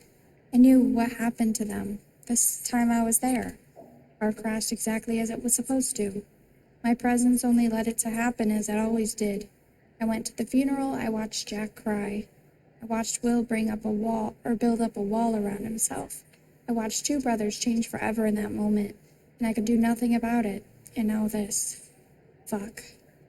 May 22nd, 2002. Monarch. They spotted me near William's workshop. Barely got me out of there alive. After all this time, Serena's still obsessed with finding me. He won't give up until he does. Have to be more careful in the future. May 22nd, 2003. The end of time. Been having reoccurring nightmares about what I saw. I've been dreading doing this, but it's time. I have to write it out. It's the only way to move past it. In 2016, I entered the time machine, intending to travel back to 2010. That didn't happen. Dr. Amaral changed the date. When I exited the machine, I arrived at the end of time. The fracture had run its course. Time had stopped altogether. The entire world was frozen in one hanging moment. I was the only one still able to function. Or so I thought. Then the shifters came. I can still hear them. Their sounds echo through my dreams. Their entire world was still, except me. They really don't like movement. I'd stepped out of the machine into the one thing I spent my entire life trying to prevent. The fracture was never fixed. I was living through the proof. First hours were the hardest. I was living through a nightmare that I couldn't wake up from, surrounded by constant reminders that my mission would fail. Never able to stay in one place because the shifters were always searching. Always hunting. Still only halfway through this. I wasn't alone. I discovered the first evidence of this a few days in. I heard the shifters become agitated, but I was nowhere near them. They were following somebody else. Paul Serene, a younger Paul. Scared, weak, vulnerable. He found me, tried to convince me that we needed to work together, to help each other through. He found very quickly that I wanted him dead. He had no training, no killer instinct, but he had those damn powers, and all I had was the Chronon harness. The end of the world, the only two people left, and we became sworn enemies. I can't be sure how long we spent there. It could have been months, could have been years. When time doesn't move, it feels like an eternity. Our grip on reality slipped away, trapped in an endless loop of brutal survival. Though we were enemies, there was a strange bond formulated through that suffering. We've shared an experience that no other human has ever endured. Eventually, Paul managed to get William's time machine working. He was convinced that he needed to travel back to the earliest possible point in order to stop this all from happening. He had yet to learn that the past couldn't be changed. I followed him through the machine, but he escaped. He formed Monarch. He built an empire. I watched the birth of a monster. I can't escape the feeling that my actions helped shape what he became. Maybe I could have guided him. Maybe if I hadn't tried to hunt him down and kill him at the end of time. That can't be my part in all of this. There has to be more. Wake up in a cold sweat most nights. I hear the shifters coming. I can almost feel their presence. Much of my experience at the end of time has become a blur in my memory, but there's one detail that I can't shake. One detail that brings my entire mission into question. One detail that haunts me. 2021. February 3rd, 2005. Hobbies. 5 years until the countermeasure will be complete. I spend most of my days training. I don't know what happens once the device is finished, but being prepared is my specialty. Still wonder if Jack will follow the plan. If he'll emerge from that machine in 2010, best not to think about it. I'm not giving up, but I can't let these thoughts consume me. I need to focus on the present, focus on what is in front of me. That's the mantra that keeps me going. Just focus on the present. So I decided to take on some hobbies. Tried poetry, got depressed, dabbled with a guitar for a while, smashed it against the wall. Then I started experimenting with graffiti. Seems to be working out okay for me so far. It's fulfilling on a few different levels. Partly as a form of self-expression, partly as a means of release, partly just to mess with people. What happens when Joe analyzes some graffiti on a wall one day, builds an interpretation in his head, and then 3 years later, his depiction of that image comes true? Not sure, but it's fun to think about. I can't change anything, but at least this gives me the illusion of some kind of power. That illusion is what keeps me holding on. Sometimes I leave anonymous notes in people's mailboxes telling them what will happen next week. I watch their reactions from afar. Voyeurism and graffiti. That's my life these days. Focus on the present. October 8th, 2007. Jack. I started watching him recently. I know Monarch is tracking him, so I keep my distance. I wasn't sure why I felt a need to follow him to watch his life from the outside, but now I think I understand. I met Jake. I met Jack in the wake of his brother's death. Onset of the fracture. Worst day of both of our lives. He was broken. That's the only Jack I ever knew. There's some kind of comfort in seeing him in happier times. I watched his band play a gig nearby. Atrociously bad. Whiny emo music. Definitely a music movement I didn't need to live through a second time. There was something pure about seeing him up there, letting it all out. He never had an easy life. It was nice to see that he found a way to release all that. He just looked happy. Made me forget everything else. The nightmare stopped for a while after that, so I kept following him. Gave me something else to focus on. I spent most of my life hiding who I am, but I know. I knew Jack for less than 24 hours, but he's the only person I've opened up to about everything. I told him the truth. He believed me. I wish I could thank him for that. I'm not sure what I'm going to tell him if he comes through that machine on July 4th, 2010. What will he think when he sees me? 11 years will have passed. I look like I've aged 3 lifetimes since then. And for him, it could only be a matter of minutes. What do I say? That I saw the end? That this might be all for nothing? I was the one who believed, without question, that we would stop the fracture. That confidence has now been replaced with insecurity, weakness. I fear letting him see that. I fear that he'll see the doubt in my eyes. For years, I felt invincible, full of hope. I'm not that woman anymore. I'm scared. December 11th, 2007. Memory. Tonight I painted something at the university campus. It was only after I finished and took a step back to look at it that I realized I've seen it before, about a decade ago. Remains of something painted on a wall, but washed away. It was a jolt. Is all of this futile? Nothing sticks. Nothing has changed. All of it washed away by the river of time. July 9th, 2008. Will. I've been in contact with Will every 6 months or so, short exchanges just to get an update on his progress building the countermeasure. He's still at least 2 years away from completion. But he's now confident that he knows how the countermeasure will work. He told me that the countermeasure will be able to reverse a fracture in time. But in order to do so, it must be activated early in the escalation of the fracture, once the fracture runs its course, once the end of time is reached. He believes the countermeasure will be rendered ineffective. I asked him what it would mean if the end of time ever occurred. He said it would mean that the fracture was never stopped. It would mean that we failed. July 21st, 2008. Everything I've done has been for nothing. Final entry, July 4th, 2010. The day is here. Soon I will receive word that William has completed the countermeasure. I'm sure of it. I've come to accept that this doesn't mean we will succeed. I've come to accept that my mission was a lie. But I'm not giving up. Lie or not, I devoted my life to this cause. It gave me meaning. It's all I've ever known. Even if I've seen the proof that I won't succeed, I'm not giving up. I will dedicate every ounce of courage I have left to seeing this through. I'll retrieve the countermeasure. I'll keep it safe until 2016. I will do everything in my power to activate it when the time comes. I will fail, but I will fail knowing that I did everything in my power to save the world. For years I hoped that this would be the day when I would see Jack again. I've given up that hope. This mission started with me alone. That's how it'll end. This will be my final entry. That's really sad.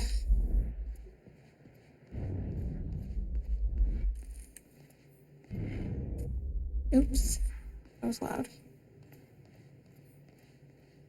11 years.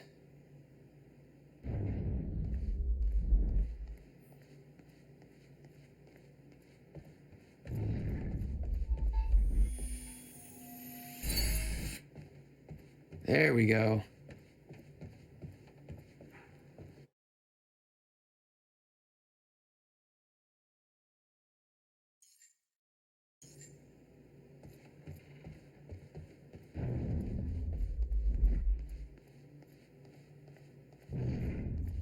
Moving on up. I'll unlock the door. So where's Will? Where's the countermeasure? The countermeasure's at Williams' workshop, where he built it. Then that's where we go. Yes, that was the plan.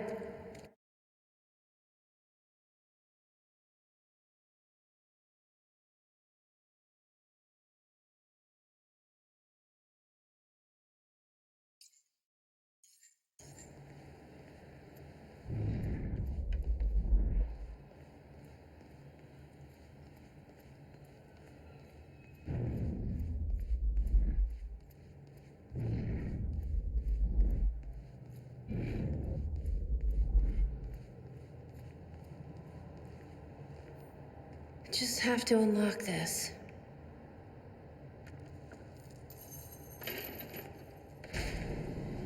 My supplies are upstairs. We'll need to get them. There's so much you don't know, that you never saw. I gave up on the idea that she would ever come. She's very pessimistic.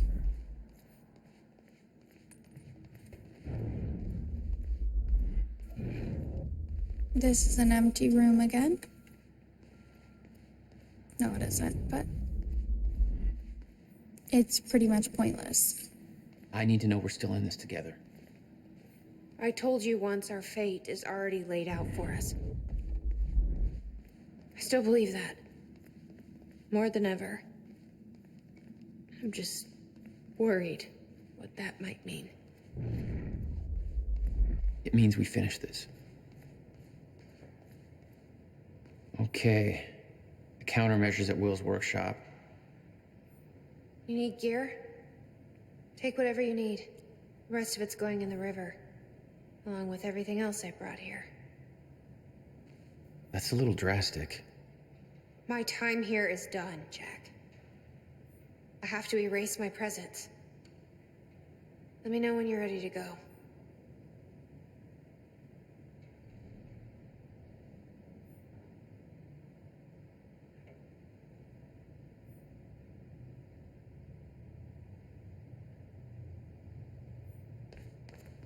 You followed Paul to 1999. Why did he travel so far back? To form Monarch. Prepare for what's coming. You kept tabs on him. And he's kept tabs on me. March 1999. Monarch formed. Ready when you are, CEO Jack. never disclosed. Lucrative investments, all based on Serene's future knowledge. August 2000. Monarch spotted following William Joyce. Monarch is following William through Riverport. No longer safe to keep in direct communication. May 2001. Martin Hatch hired. First listing of Martin Hatch on employee chart. No details available on Hatch prior to this. May 2002. Monarch patrolling workshop. Monarch spotted me near Williams' workshop. Barely escaped alive. Must avoid workshop area. August 2003. Monarch on Fortune 500. Well positioned on Fortune 500. Investments have stopped. PR campaign has begun. February 2005. Spotted by Monarch. Monarch still searching for me. Must stay out of public eye from this point forward. March 2006. R&D facility commissioned. Gull Island. Must investigate further. October 2006. Martin Hatch promoted. Martin Hatch now designated Monarch spokesperson. Previous spokesperson found dead. That's shady. Every promotion Hatch receives results from a trail of blood. May 2008. Monarch Tower construction. Construction begins on Monarch Tower. December 2009. Monarch investigated Will's workshop. Monarch personnel spotted covertly entering Will's workshop. They may know what we're up to. Monarch security cameras now surround workshop. Approaching area will alert Serene. March 2010. Monarch Chronon Tech delayed. Monarch Chronon Tech research under Dr. Kim not proceeding as planned. Not enough Chronon particles available. Ground Zero not present. December 2010. Dr. Sophia Amaral recruited, hired as Chronon research scientist.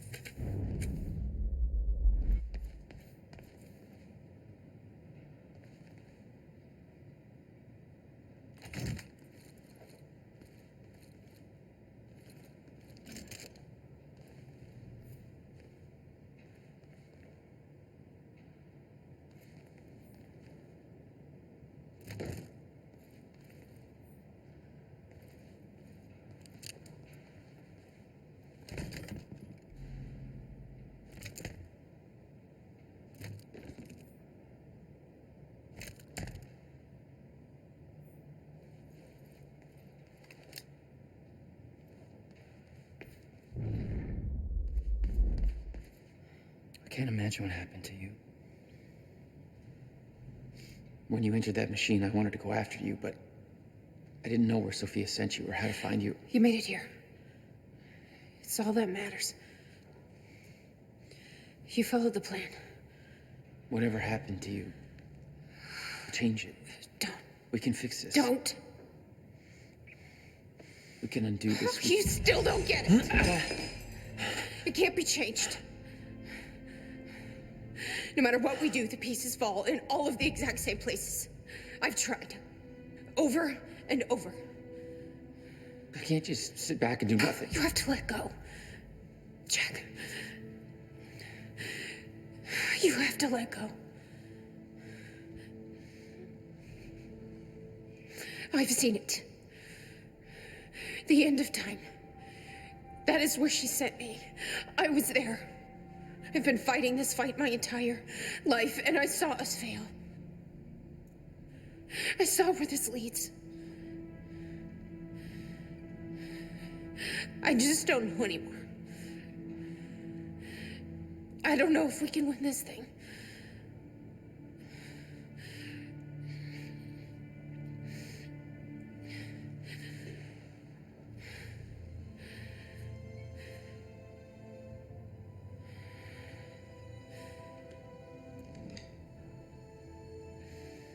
Then we'll die finding out.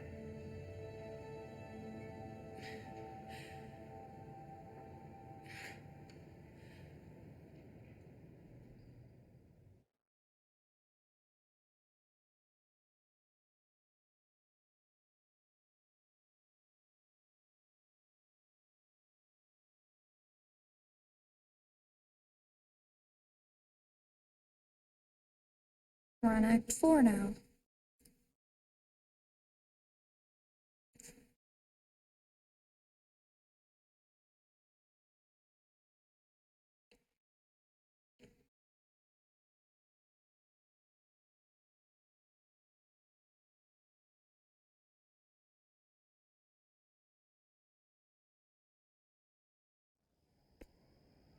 I don't know a fraction of the hell that Beth went through, what she experienced when she saw the end of time, how that changed her like it changed Paul, followed by 11 years of living like a ghost. Beth I'd known had laser focus. This Beth, she had doubts. You okay? Yeah.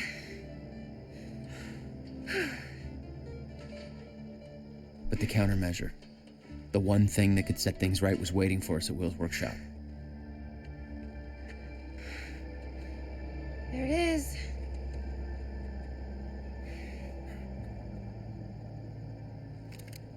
In 2010, Monarch didn't own the area yet. That came shortly after because of what happened with you.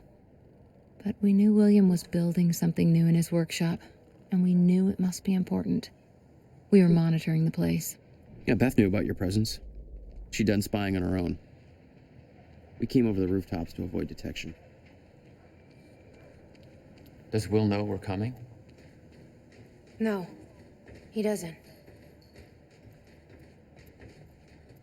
I can't believe we're stuck working on the 4th of July. You don't have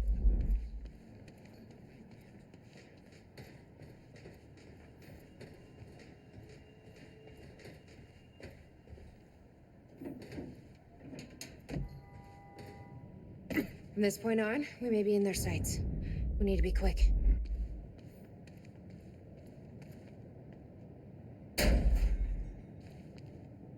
Hey, Will? He's not here. I made sure of that. What? Why? He's the only one that knows how to use the countermeasure. Which is why he needs to be kept safe. In case things go bad. Fine. We get the device, then you lead me to my brother. Sure. Now, where do we find this thing? Will said he secured it inside a safe. Somewhere in the building. All right, Will. Where'd you hide that safe? Hey, River Boy. I'm pretty sure you folks are having a better time than I am. Old Bobby's still stuck in the studio just a little while. Okay. It says June 7, 2010. The countermeasure is near completion. I should be celebrating. I should be excited. 11 years of work is coming to an end. but there is a weight on my mind. I can't shake it off. Jack came to see me. He found out that I was sold our parents' house to continue funding my research. Understandably, he was furious. After all, the house was left to both of us. He doesn't understand the necessity of what I'm doing here. Talking turned to yelling. Yelling turned to pushing. He told me it wasn't mine to sell. He told me they were his parents, too. He told me that I was a piece of shit. I was angry. I couldn't contain myself, and then I said it. I still don't believe the words came out of my mouth. I told him that it was his fault, the car crash. I told him that he was to blame for everything we'd been through. I knew it was the one thing that could truly hurt him, and I used it. I can justify my actions as a result of months of fatigue, frustration, lack of sleep. It was wrong. I knew it as soon as I said it. He just stood there, devastated for what felt like minutes. I could see a wall building between us. He told me he's leaving this town. He's never coming back. That was 3 days ago. Haven't been able to reach him since. I can't sleep. I can't eat. I can't concentrate. I know the countermeasure will be finished soon. That victory is a hollow. I've spent 11 years building a device to save the world. The only thing that kept me going all this time was the fact that there was one person in this world that I needed to protect, no matter what the cost. I just lost him.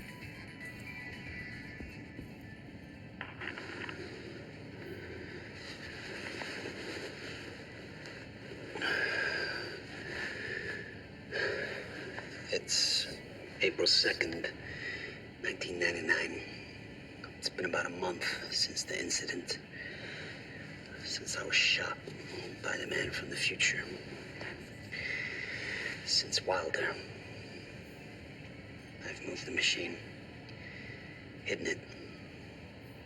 I wish I could destroy it, but, I made it tell me as little as possible. The more you know about what'll happen, the worse it'll be. We're all puppets. I can take that for as long as I can't tell the difference. I think she understood. Doesn't matter anyway. She told me the fracture is gonna happen because of what I did. I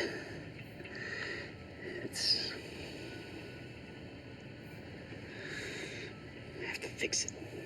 I have to. I don't know how yet. I have to build a countermeasure of some kind.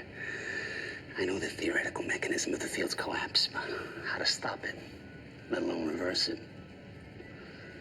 It'll take years of research. I have no idea how to do this. How to pay for it. I don't know. Wilder's from the future, and she came to me. I have to assume that I was successful, right? Why else would she come to me?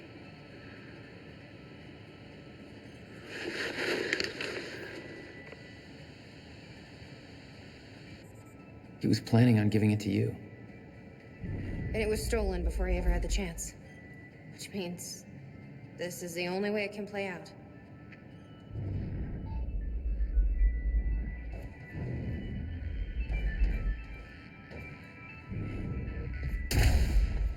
You'd been there before. Witnessed flashes through time. I assume pieces of that puzzle had come together since. And some are yet to come.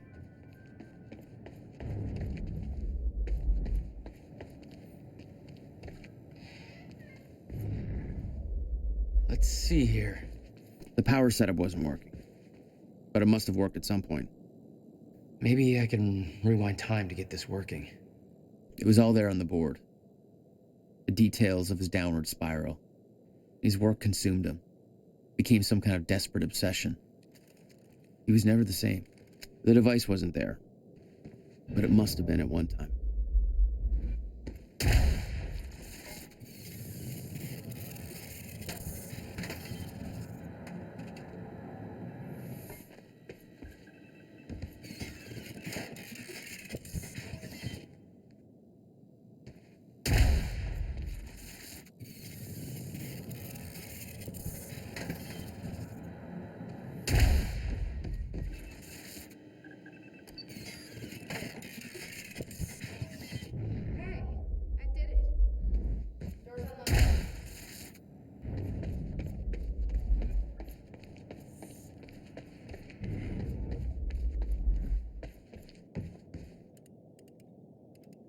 at this?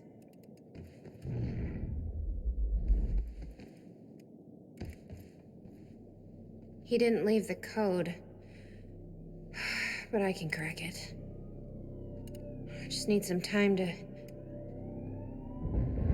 Somebody's here. It's Monarch. I knew it. I knew they'd find us. I'll take care of it. Just get that safe open, stay inside. Yeah. Okay.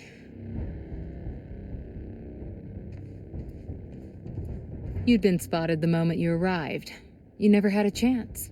You were on a suicide mission. Yeah. I wasn't gonna lie down and just give up without a fight. Not then, not ever. This is Trojan 1 approaching workshop perimeter. Over. Remember, orders are to take her alive. Monarch Actual's en route. Roger.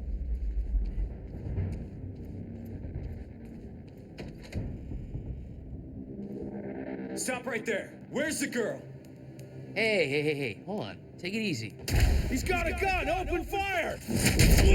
Gonna find out where the girl What the is. fuck was that? Shoot it!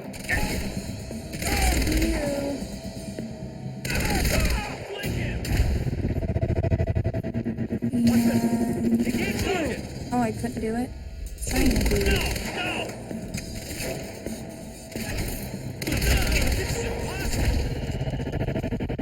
You see that? Okay, maybe not the machine gun. Shit!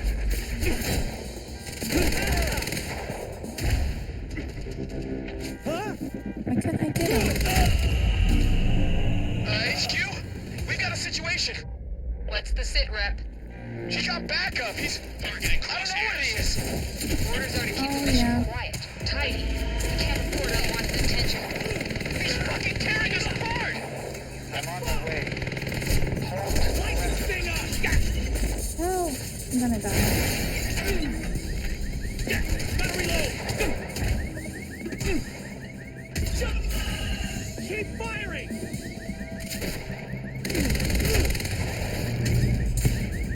Suppressing fire! No! Cover me! The hell?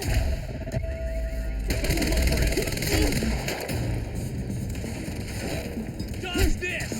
I'm out! See that?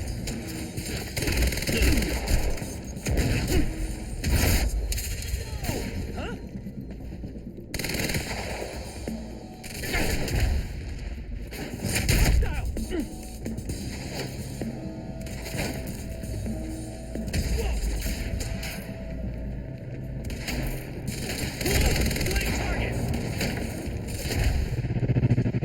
Find the target.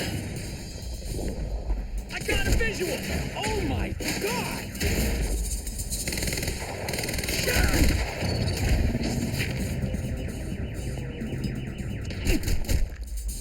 I got a visual.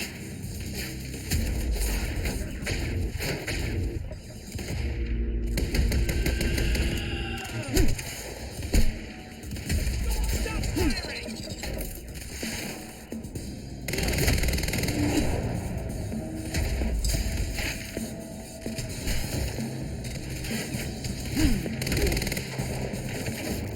Light this thing up!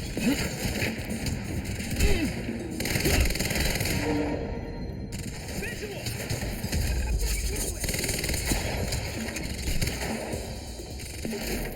There's so many of them. I'm wounded!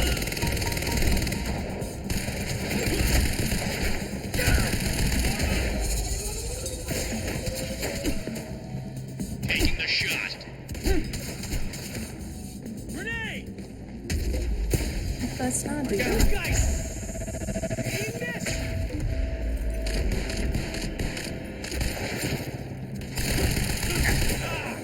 He's right here! Providing sniper cover.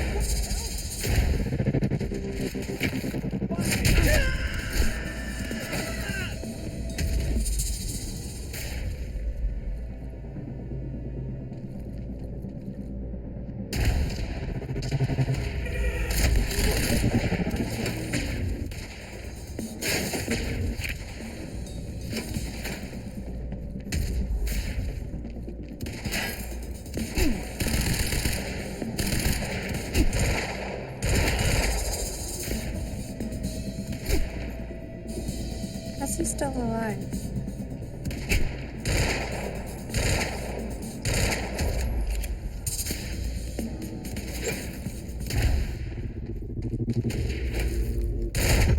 There, now he's not. Get out of my way.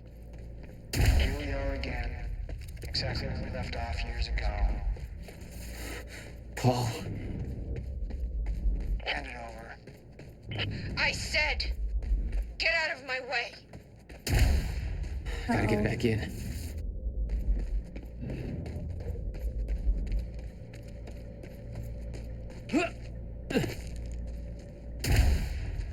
No, we need money. Not money. Ammo. Money would be nice too.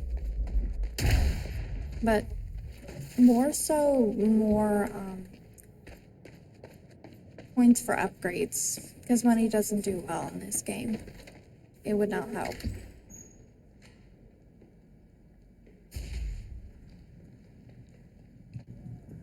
Give me the device.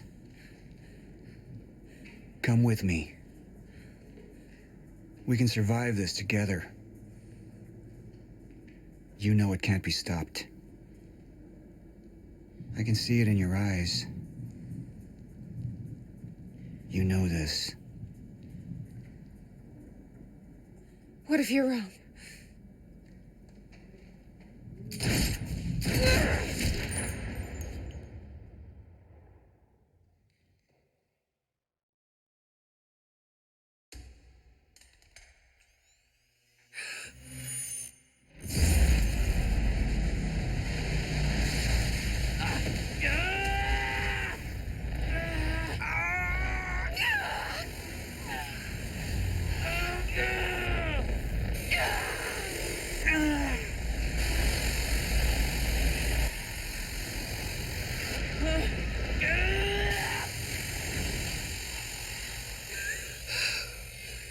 We failed.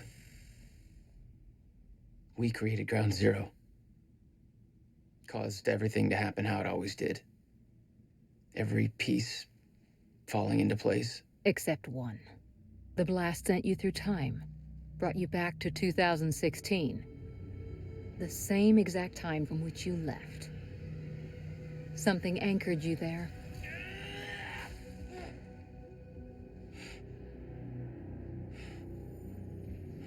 We need to know how you did this. You think I wanted to come back?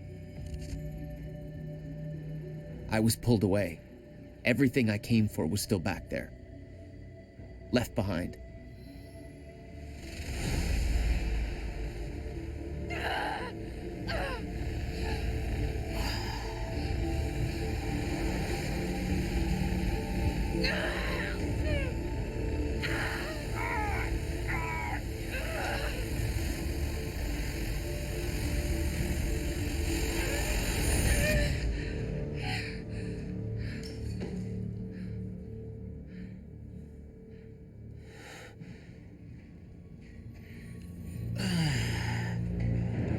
No, Beth.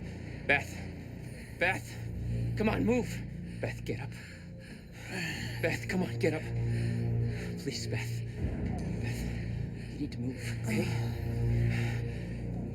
Yeah, that's it. Get the gun. Come on, Beth, move. Come on, please. Beth, move! Paul, don't do it. Don't do it, don't! I'm not wrong. You can't. No!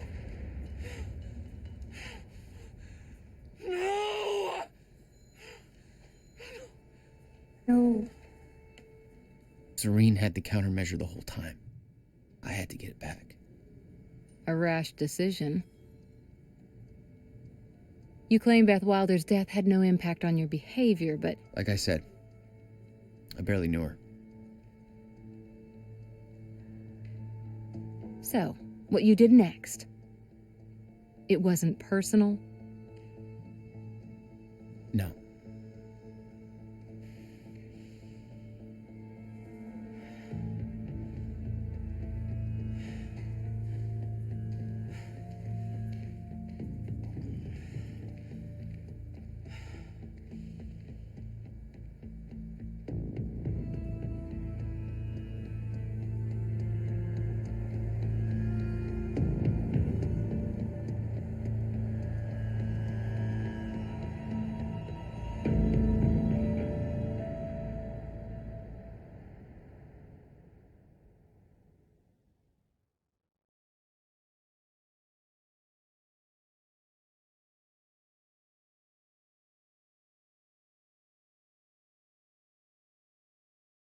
End of Act 4.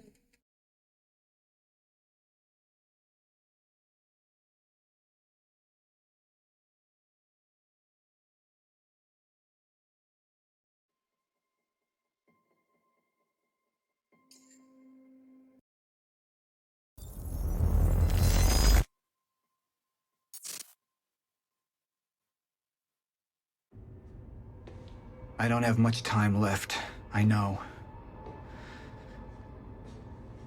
I spent 17 years working it out, planning it, building Monarch, because I knew what was coming, and I knew it couldn't be stopped. But what I've built has been turned against me. What is the point in saving them if I can't trust them? I'm slipping away into pain and rage. The sickness is accelerating. The CFR. It has cost me so much. But I have harnessed its power. And with it, my plan will work. With it, I will keep the lights on when the world goes dark. Mr. Serene? Sorry to disturb you, sir, but I have that cleanup report on Dr. Kim's lab you wanted. Meet me in my office, soldier. I'll be there when I've sealed the CFR chamber.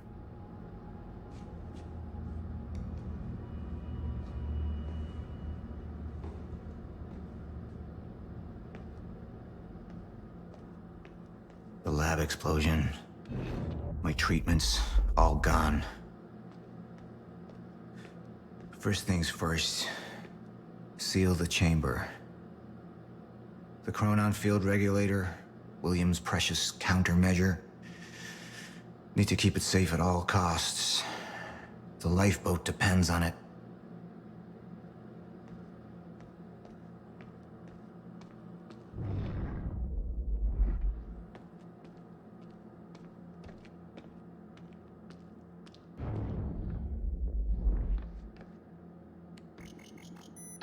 CFR has been secured. Mr. Serene? I'm in your office. I'll be right there. Serene out. The soldier doesn't know how close to the end I am. I'm not afraid of death. I'm afraid of becoming the enemy. What that would mean for me, for the plan. I can feel it infesting my thoughts.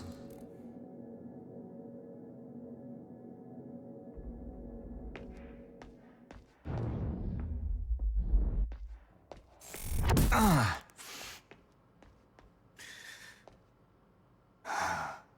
don't know who to trust anymore.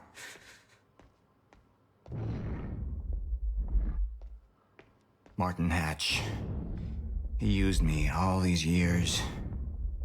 How deep does this betrayal run? How many more are there? They wanted the lifeboat to fail. Why? What's their agenda? Sir? Be right with you, son.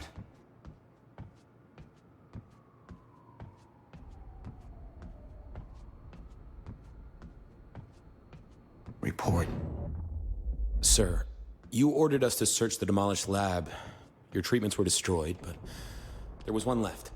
The casing appears to be broken, but it's all we could find.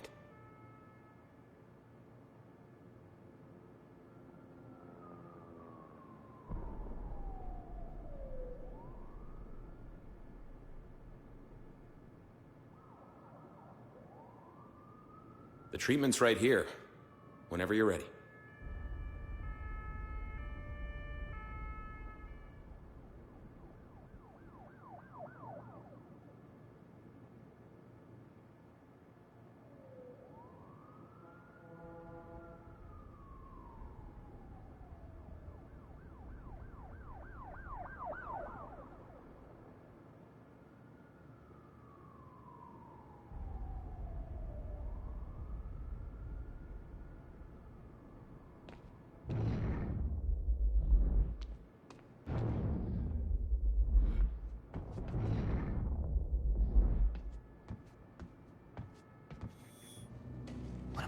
intelligence.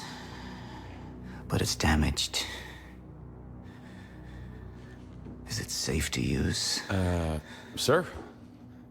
I didn't catch that. Or is it a trap? Another betrayal?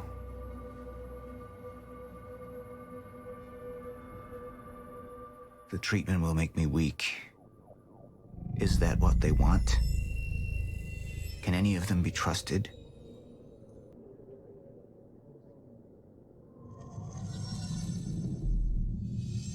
I'm not a traitor. You're the same now. And I need your help. I can focus on the mission. The lifeboat. See it through to the end. I still have allies I can trust. Look, you have to realize you're not gonna keep me from getting the CFR. Last chance to walk away, Joyce. Liam Burke. He would fight to defend us. To slow Jack down. The plan could still work.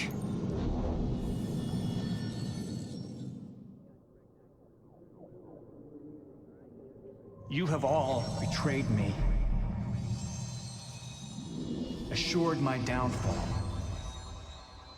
And now, I will assure yours. My world will be renewal. My world will see balance. Chaos. It's falling apart. They're working against me. They're fighting each other. You'll need to get to Serene's office. He's got direct access to the CFR. All right? Joyce fixes the fracture. He fixes the world. We all go home happy. Charlie Wincott. Another weakling. A traitor siding with Jack. I can make them suffer. All of them.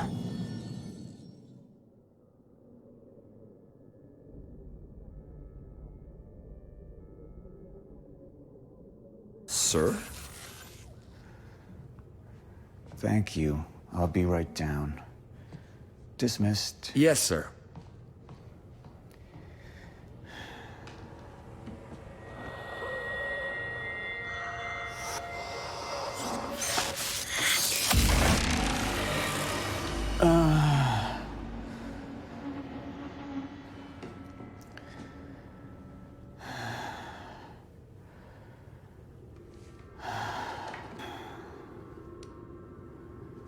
I feel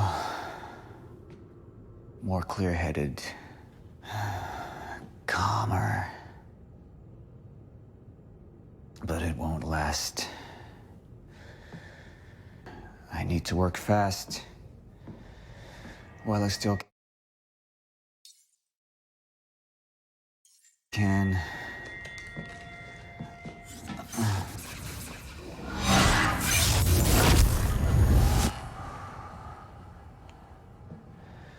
Bradbury swimming pool.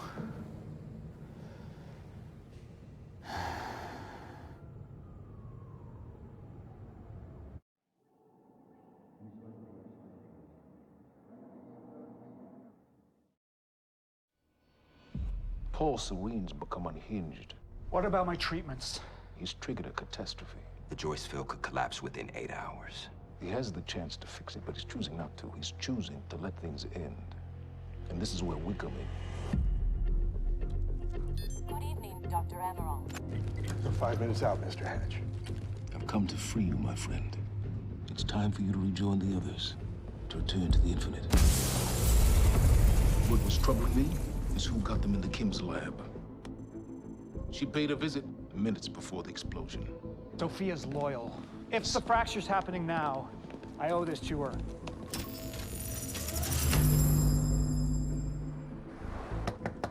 Dr. Holden, the protocol's been initiated.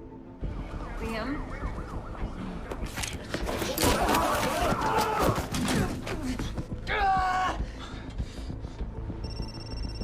Yeah, so I have some information about Morton Hatch. I want him apprehended immediately.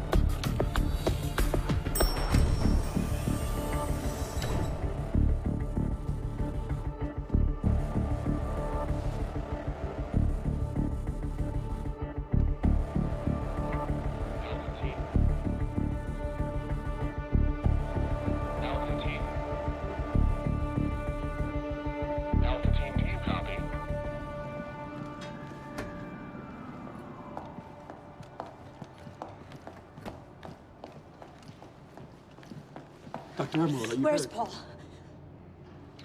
I need to speak with Paul. Right this way.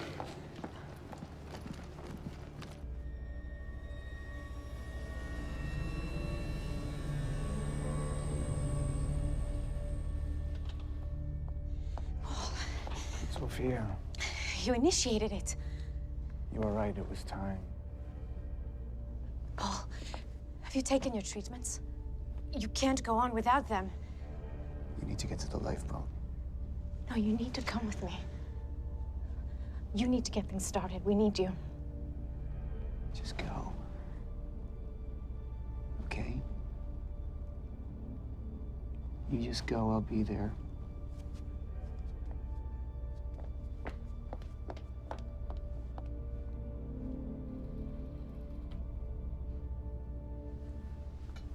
Commander Pierce, prep the chopper. I need to get to the swimming hall. Right away, sir.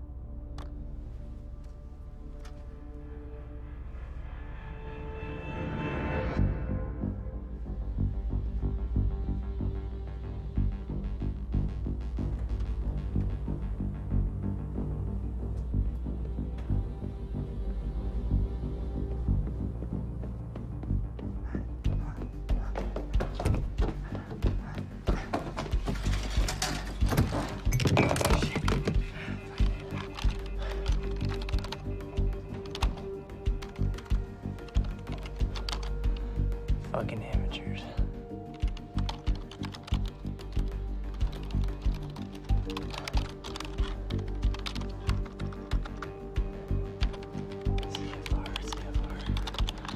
Huh.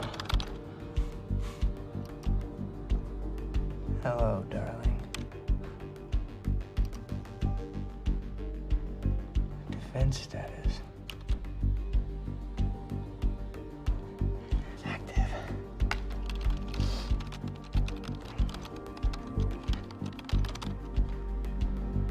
What? It's right under me.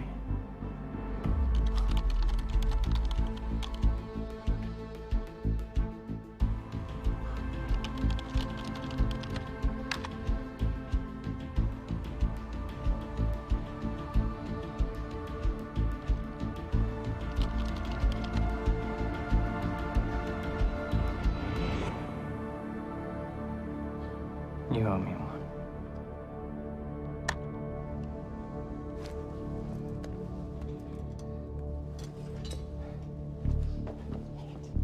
Come on, Fiona.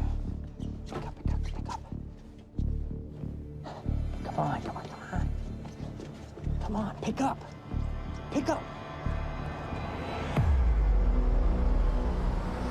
Beth, I don't know if you can hear this, but it's Fiona. I need your help. Do you copy?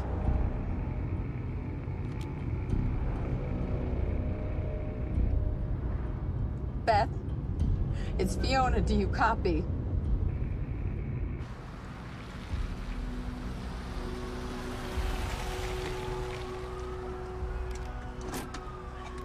Beth, it didn't work. I'm sorry. I couldn't find the protocol.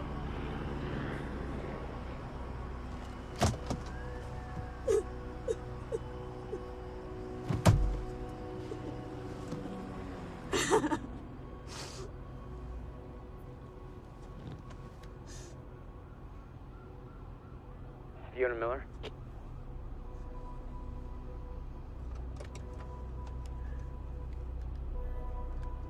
Yes, speaking. This is Jack Joyce. Beth told me you were working together. You might be the only ally I have left. What happened? Serene. There wasn't anything I could do, but Fiona, there is something we can do now. I need to find something Will called the countermeasure. It's 12-sided, small, metallic. Like a soccer ball. The CFR. The what? The Chronon Field Regulator. That is the countermeasure. And it can fix the fracture.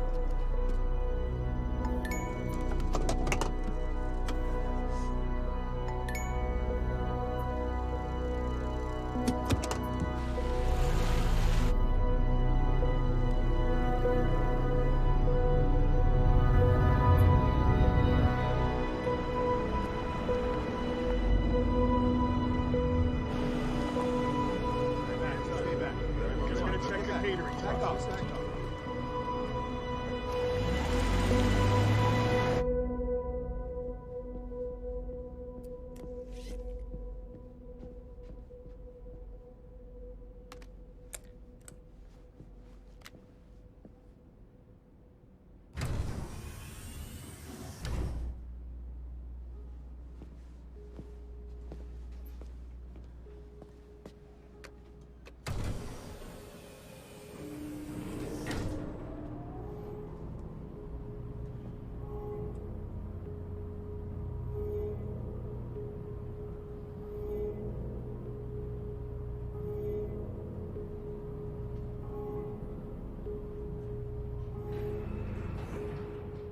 Basement 5.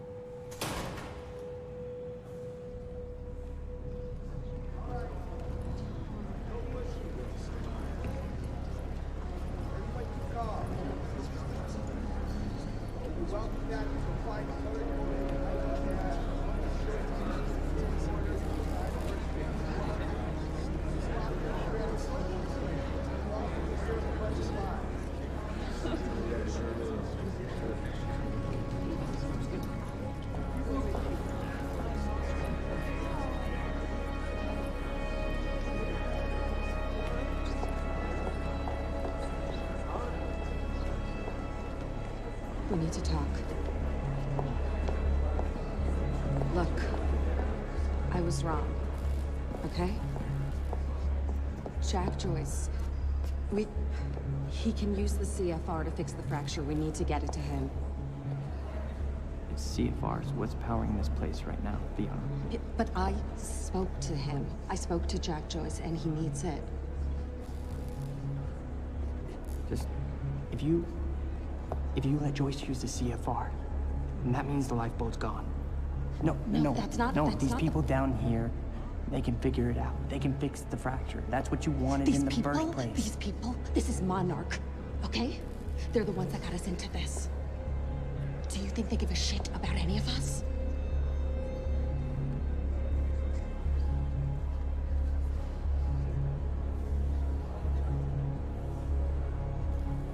I mean, you realize what you're asking.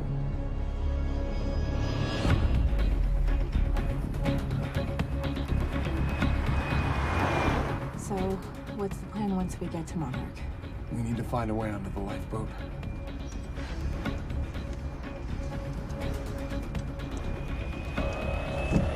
Liam, what are you doing? You have to stop.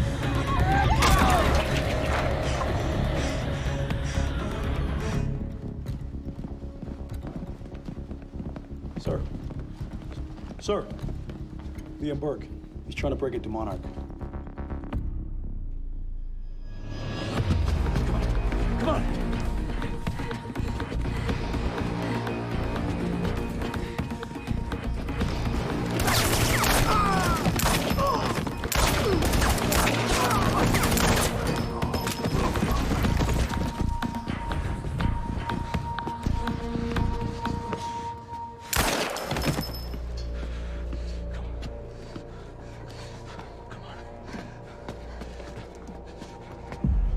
Jack, we know where the CFR is, but Jack, it's Charlie. Listen, it's at the top of the Monarch Tower.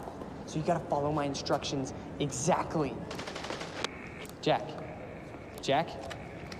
Jack. Jack. Fiona, stop. Jack! No. Look. That area up there is insanely secure. He's not gonna be able to get in. Hey, wait! Wait. I need to finish this. I know, but I'm the one that should go. The CFR defenses. There's no way he's gonna be able to get past them alone. I'm the only one. I mean, you belong down here. You actually would be useful. I'm dead weight. I'm a glorified locksmith. Why don't you let somebody else be the hero? Okay, tough chick? Everyone needs IT, Charlie. Fuck you.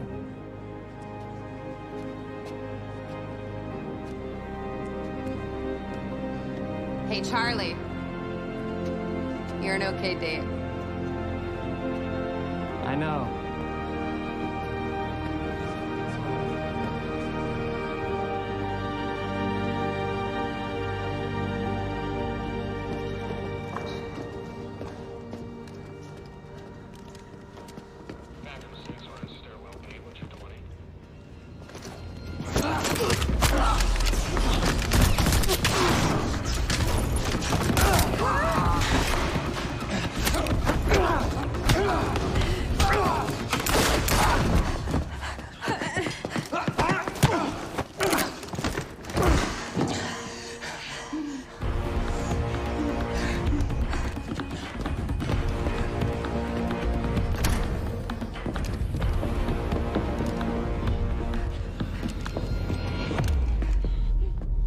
Do you know who I am? We've met. You're one of Monarch's elite. The one they tell me is a traitor. I'm not a traitor. I know what you want. You're protecting what's yours. I want to protect what's mine. We're the same now. And I need your help. And you need mine. You're looking for the lifeboat. Isn't that right? And you know what we're facing. I have a team down there. They will fix the fracture. Time will go on. But not if the CFR goes unprotected. CFR? It's our key. It's what makes the lifeboat possible. Powers it. But my enemies want it destroyed. You could keep it safe. And when this is over, your wife, she'll be waiting for you. So I could take her with me. She'll survive. Liam, what is he talking about? And think of what happens if we're down there unprotected. None of us are saved.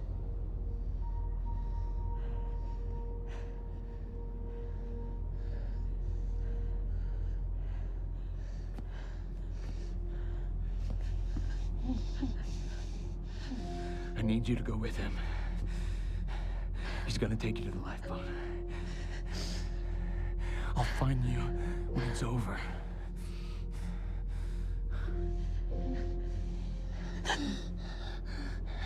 Go. Emily, go. Go with him.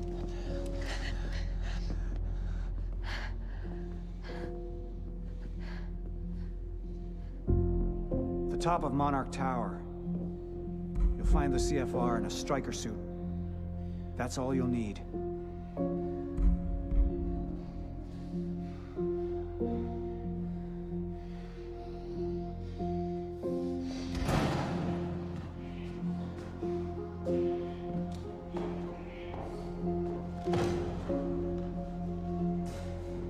What your husband's doing for you, it's admirable.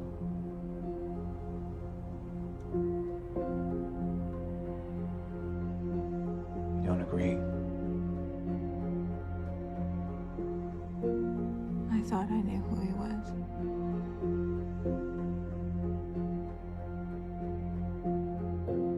None of us ever know who we are.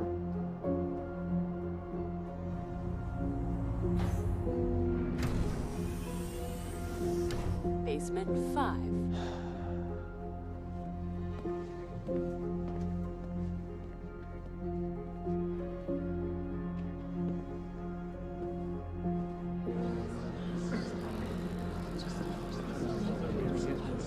My friends,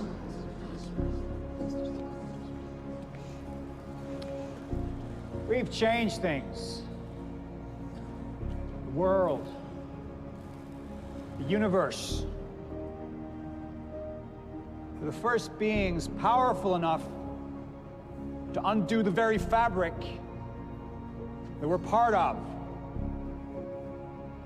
And now, we must believe that we are powerful enough to set things straight again. We've all made sacrifices. We have all made sacrifices. But we're not just here to work for ourselves. We're here for our families, for mankind. To change history, to make history. Right here, right now. I have some other matters to attend to, so I will not be with you. But I know that you will succeed.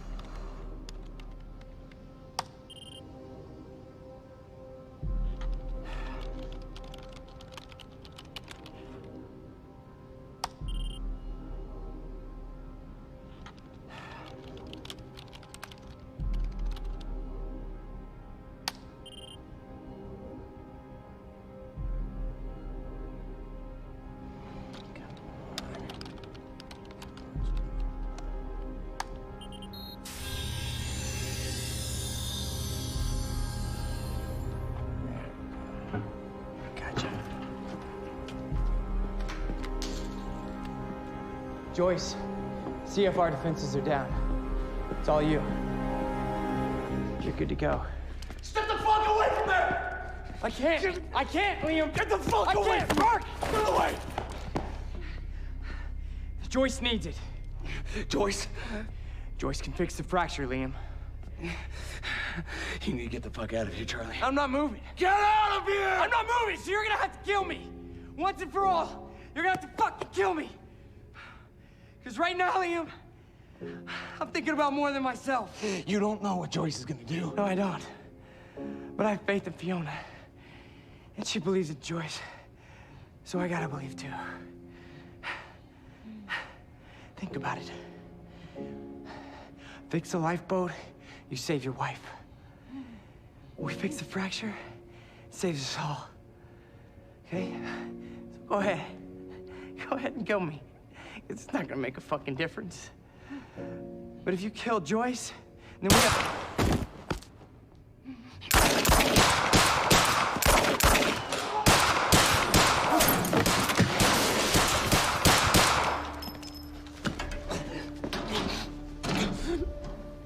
Your perceptions, Liam, they're off. This world you know, this world is ending.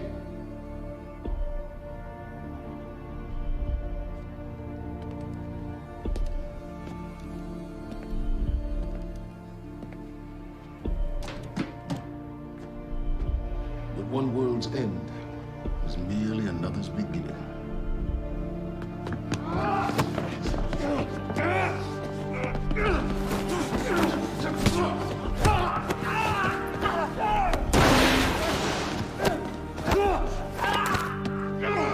My world will be a renewal.